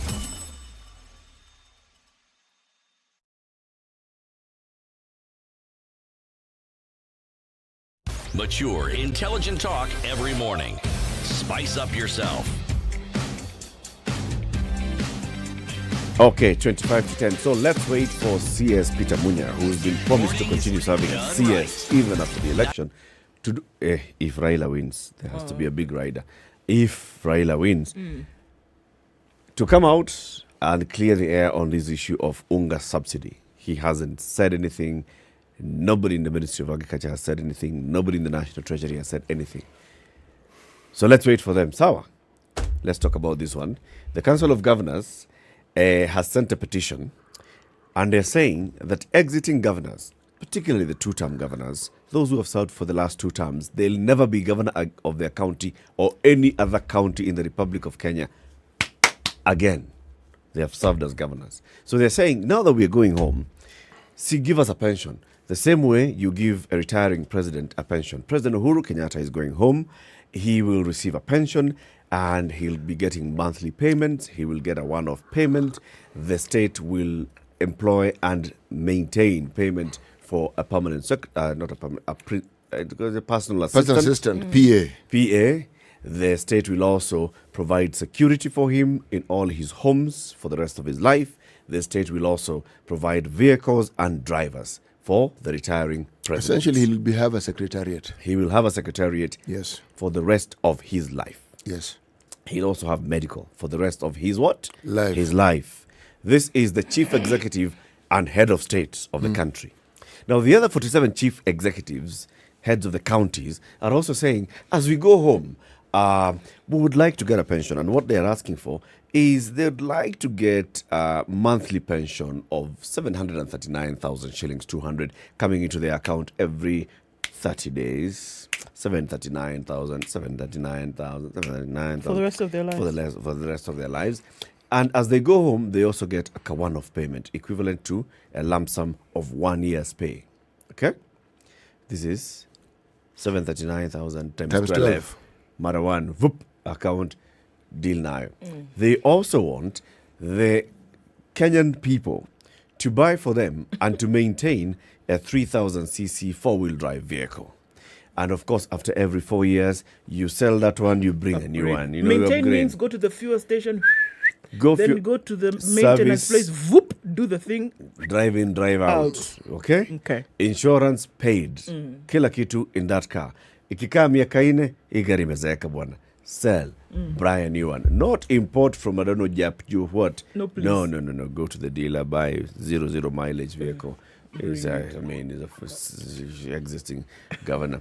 Also, hire a personal assistant for the governor.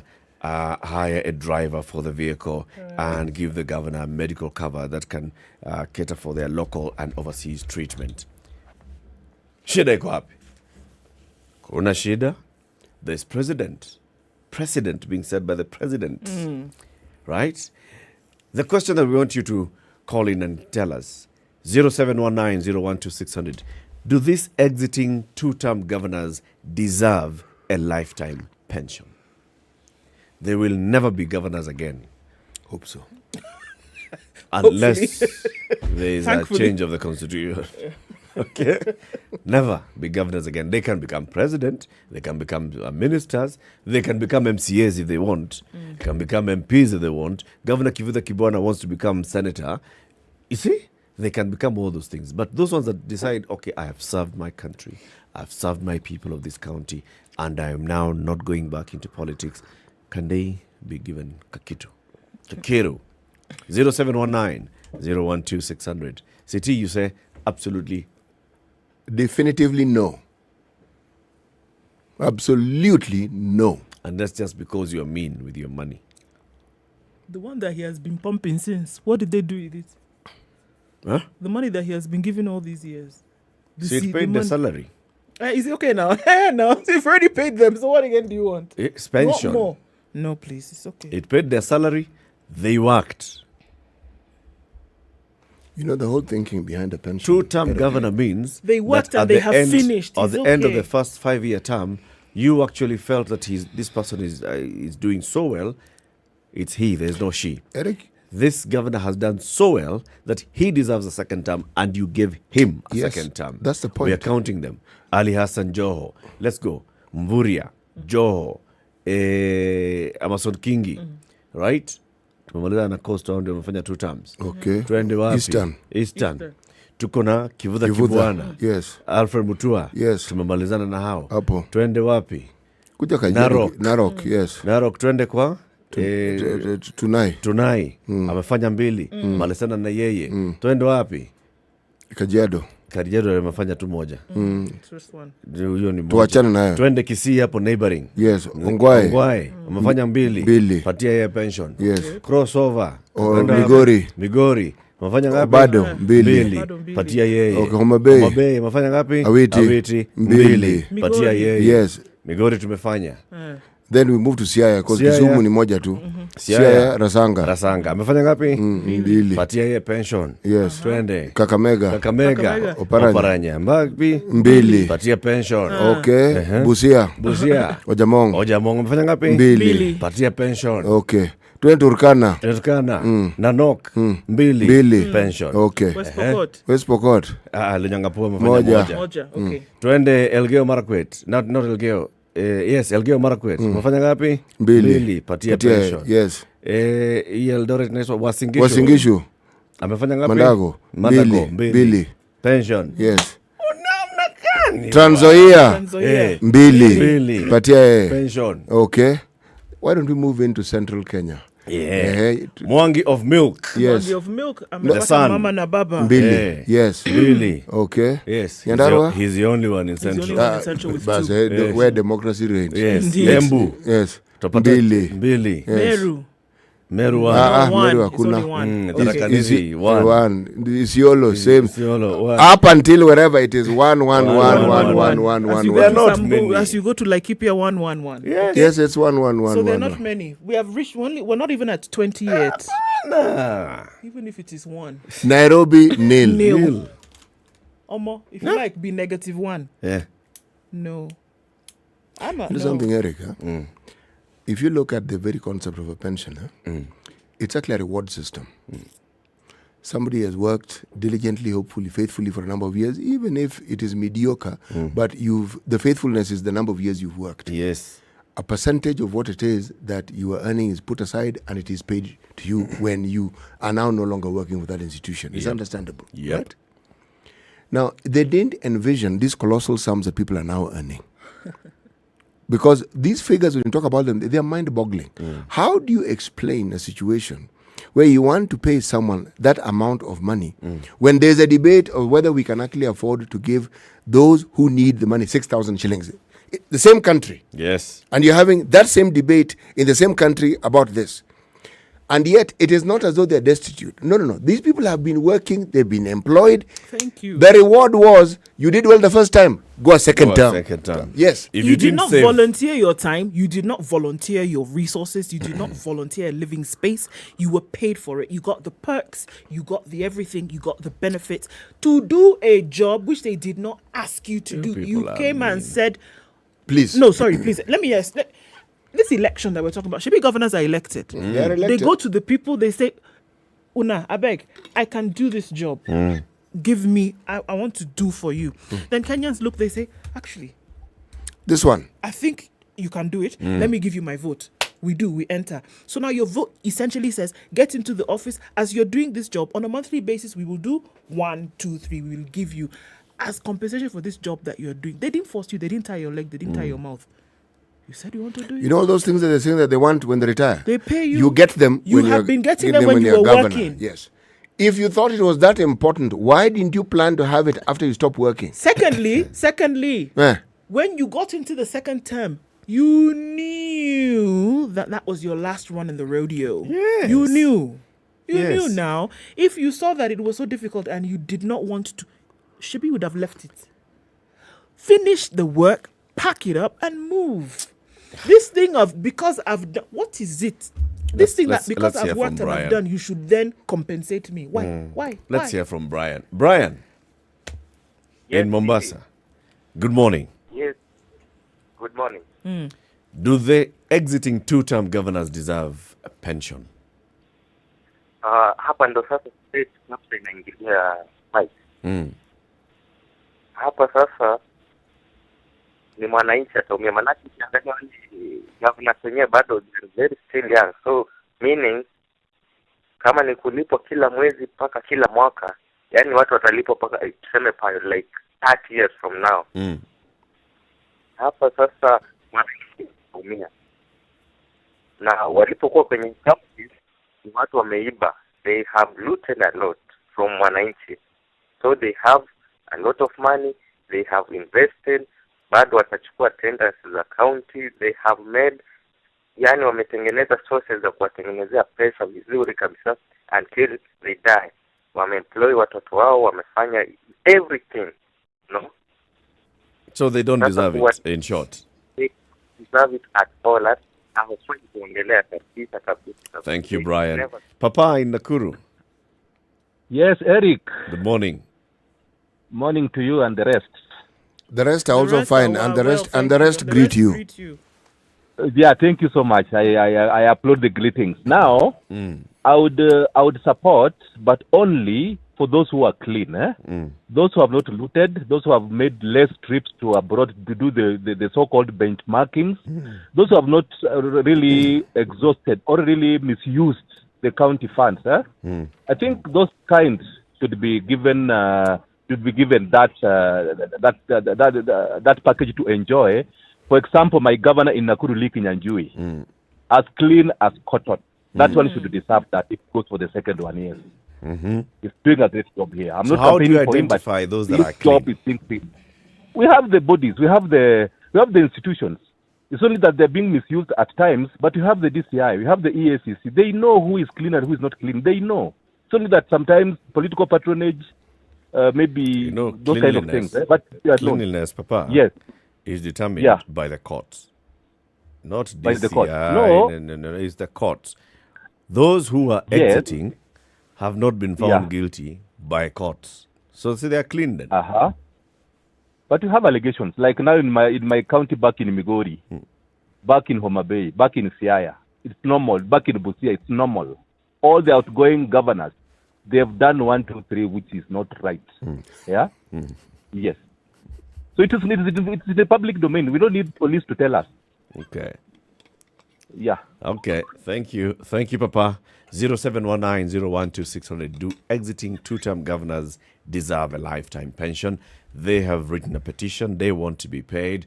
They want to be paid an equivalent of their last salary for the rest of their lives every month. They also want a lump sum, that is their salary times 12 times 1 lump sum given once. They also want to be given a vehicle, 3,000 cc four-wheel drive vehicle.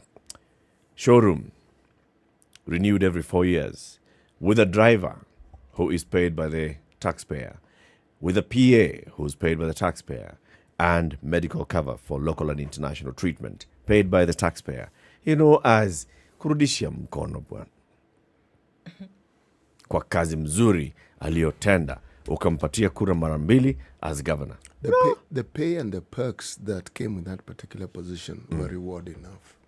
You cannot have a conversation of this sort soberly and yet claim that in a country where we have 4.1 million people who do not even know where they're going to have their next meal exist, and then we're having a discussion of this nature of how to reward people who are already rewarded. No. Pinto in Asembo, Siaya. Good morning. Morning to you guys. Morning. Saizi niko Nairobi. I'm still braving the cold around Okoh. The thing about those executives wanting that send off, it's akin to a herdsman mwenye alikuwa amepewa ng'ombe achunge, and then the ng'ombe flourish, alafu ikapata ndama, then it has a lot of milk. So such a herdsman unaweza mwambia kujanga jioni, you can get a liter of milk or two depending on how much is being produced. But this is a situation where the counties are like a cow that was put into somebody's hand, aichunge, and then the cow is emaciated to the point where now it's going to be slaughtered. Na anasema hebu mnikati hapo kwa hump. Inakaa kuna mafuta kidogo hapo. Tuone kama tunaweza nini isipopona. So it's all about a CEO who has done a good job. Doesn't need to ask for it. Atapewa tu. But most of them they have finished the counties, so it's not fair. Not fair at all. At all. Thank you, Pinto. Have a lovely day. Enjoy the cold of Nairobi. Same to you guys. God in Mombasa, good morning. Good morning, Social Room. How are you? Good morning. And thank you. I would like to support, let them have their pension, but on one condition. The other day, civil servants were told that they will no longer be employed on permanent and pensionable basis. They were told that they will be employed on 3-year contracts. So if you're going to give governors and politicians pension, let us give everybody pension. Thank you. Sawa. Thank you very much, God. 0719-012-600. These contracts, 1 year, 2 year, 3 year, they come with something called a gratuity. Okay? It's equivalent of a pension, but it is something that is given to you either on a yearly basis or after the term of that contract expires. Now, if you are talking about monies that ought to be given to these people as part of a contribution that they made, and at the end of their tenure, whether it is 5 years, whether it is 10 years, you get it. I wouldn't really be, I would have nothing to say. What do you mean as part of contribution that they made? Like they were deducted some amount? Yes. Is gratuity the same? You're not deducted anything. No. Gratuity. It is not deducted from you. It is just a percentage. It is worked on. The budget includes the percentage of what it is of your pay is going to be put aside for you. Now, I am saying a similar system, were it in place, I would not argue. Because it would be budgeted for. Within the monies that they receive, there is an amount put aside for this very purpose. So after 5 years, after 2 years, whether they pay on a yearly basis, it's something that you get. So there is no question. You are the governor, you are the CEO, you had an opportunity to actually put or experiment with all these ideas. You didn't. They wrote to this SRC before. SRC has just been doing what SRC has been doing. They want the national government to put money aside for them, and yet they themselves are a government and they have money. Why did they not argue with the money that they have? You see, there's nothing about the money that they have. When it comes to salaries across the country, whether it's at national level or county level, the Salaries and Remuneration Commission has the mandate, constitutional mandate. I understand. I understand. Is there a discussion that took place about the salaries that they earn, percentages that can be put aside with this same... they were talking about these lump sum deals which were akin to the people, to parliamentarians, and the ones which are akin to the president. It's a completely different discussion. Completely. It's public servants. They are recognized as state officers. Public servants who are paid. Let's hear from Arthur in Kisumu. Arthur, good morning. We've lost him. Arthur doesn't want to talk. Yeah, Ndu. Yes. What did you want to say? I'm telling you that, look, it almost feels as though there is a certain level of entitlement that is coming from folks now and saying, well, you know what, I served. It is when you have finished that you realize that you've served. All along, we've been asking you to look at this as a position of service for which you're actually being compensated.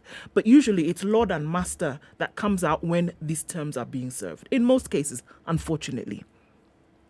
It is not entitlement. You should not feel as though you ought to be entitled to something because you worked in a position for which you are being compensated adequately. Many would argue overcompensated for that period that you worked. So what are we talking about here? You continue setting this thing. Where are you going to stop? Where will you stop? Everybody will come in and say, I want. Where will you stop? Ndu, you know, nobody is disputing the fact that they were paid a salary. Okay? That is not at all in dispute. The issue here is pension. Even those that work in the public service are entitled to a pension. Those that are permanent and pensionable. They deserve a what? A pension. In government, you don't contribute to that pension. In government, you work. After that, you receive your pension. In the private sector, there is a joint contribution towards your pension, right? So where there's a scheme and you have agreed that, I'll be, as the employee, you'll be contributing X, and then the employer commits to match it, blah, blah, blah, blah, and then it goes into a managed scheme. Yes? That is in the private sector. Now, this is public. In public, civil servants are getting. State officers are not. State officers, like members of parliament, are receiving, they've been pushing and championing for this. Governors, no conversation at all. No, as a governor, you've been elected. It's 2 terms. There's a term limit. Civil servants, your term limit is your retirement age. Okay. Civil servant, there's a term limit. No, your I'm saying, but age. civil servants, nobody is electing you into office. No. You apply, you sit at an interview, you are given the job. You're given the job. You work. You work. Right? Even if there's a change of administration, handover from one to the other, you still continue working. You only leave if you breach terms of service, summary dismissal kind of thing, or then you choose to leave, you retire early, or if you attain the age of retirement, things like that. Yes, right. So you're working within that structured system. Yes, for these things that we're talking about. Yes, that is okay. Now governors are asking, let's create a structure. There is a term, you come and do the work and you go. There shouldn't be this belief that because we are working for a particular time, there is an entitlement to long life benefits because you worked for 10 years. But why not? No. Understand. It's retirement. That retirement from 10 years of work. Yes. No. And because I'm saying that term, just like in public service, the term for retirement has been set at, is it now 60 city or keeps moving, 60s, 55, 60, who knows? That thing has moved but so that thing often. is set I by personally am confused. In law. On this other side, your contract term is set in law. You can only serve for 2 terms maximum. The president serves for 2 terms maximum. If the president exits after 1 time, he still gets, because he served the country. Still gets. Leave it. Governors are saying, serve 2 terms, done, completed, let me get no. something. So what you're telling Kivuda Kibona is going so many years serving this country and he does not get anything. I would have assumed that having suffered as he has suffered because of the decisions he made, that he would have learned by now. And put certain safety nets in place for Precisely, himself. and I believe he did. Yes, but he's also saying there's also something that he's entitled to. He's worked for the public for this long. He, just like all other people who have worked in public service, deserves a You people send don't off. have 140 million to pay millers to bring maize down to eat for the next 28 days. You're looking for 8.4. Kila mtu a pair 8.4. Lunch. You don't have. You don't have money to buy maize. Look for money. Give me a promissory note, but at least let there be something that I know I'll expect. You know, when you mentioned mambo ikikuwa sawa nitakutumia. But you see, there's an agreement that you owe me. You know, Professor Kivutha, when you bring him into a discussion, it dampens the argument that I would have because that guy is an exemplary individual. Maybe stands out completely. He stands out completely, and you feel they should Yeah. not just give him the ordinary pension; you should give him that pension times 3 or something because of the things he has done for the country and for his county. But unfortunately, you can't single out one person. You have to give everybody else. That's the problem. Tomorrow is Thursday. Let's just go. Thank you very much for tuning in to Kenya's biggest conversation, The Situation Room. SB says, hell no, they don't deserve even an iota of taxpayers' money. While Andrew is asking, so we have just been hearing that millers have not been paid a subsidy for 5 years ago, and now we're talking about paying politicians. I had not even seen that comment, but see, people are looking for maize. Are you okay in the head? Have a lovely day, folks. Let's see you tomorrow. It's now 10 o'clock.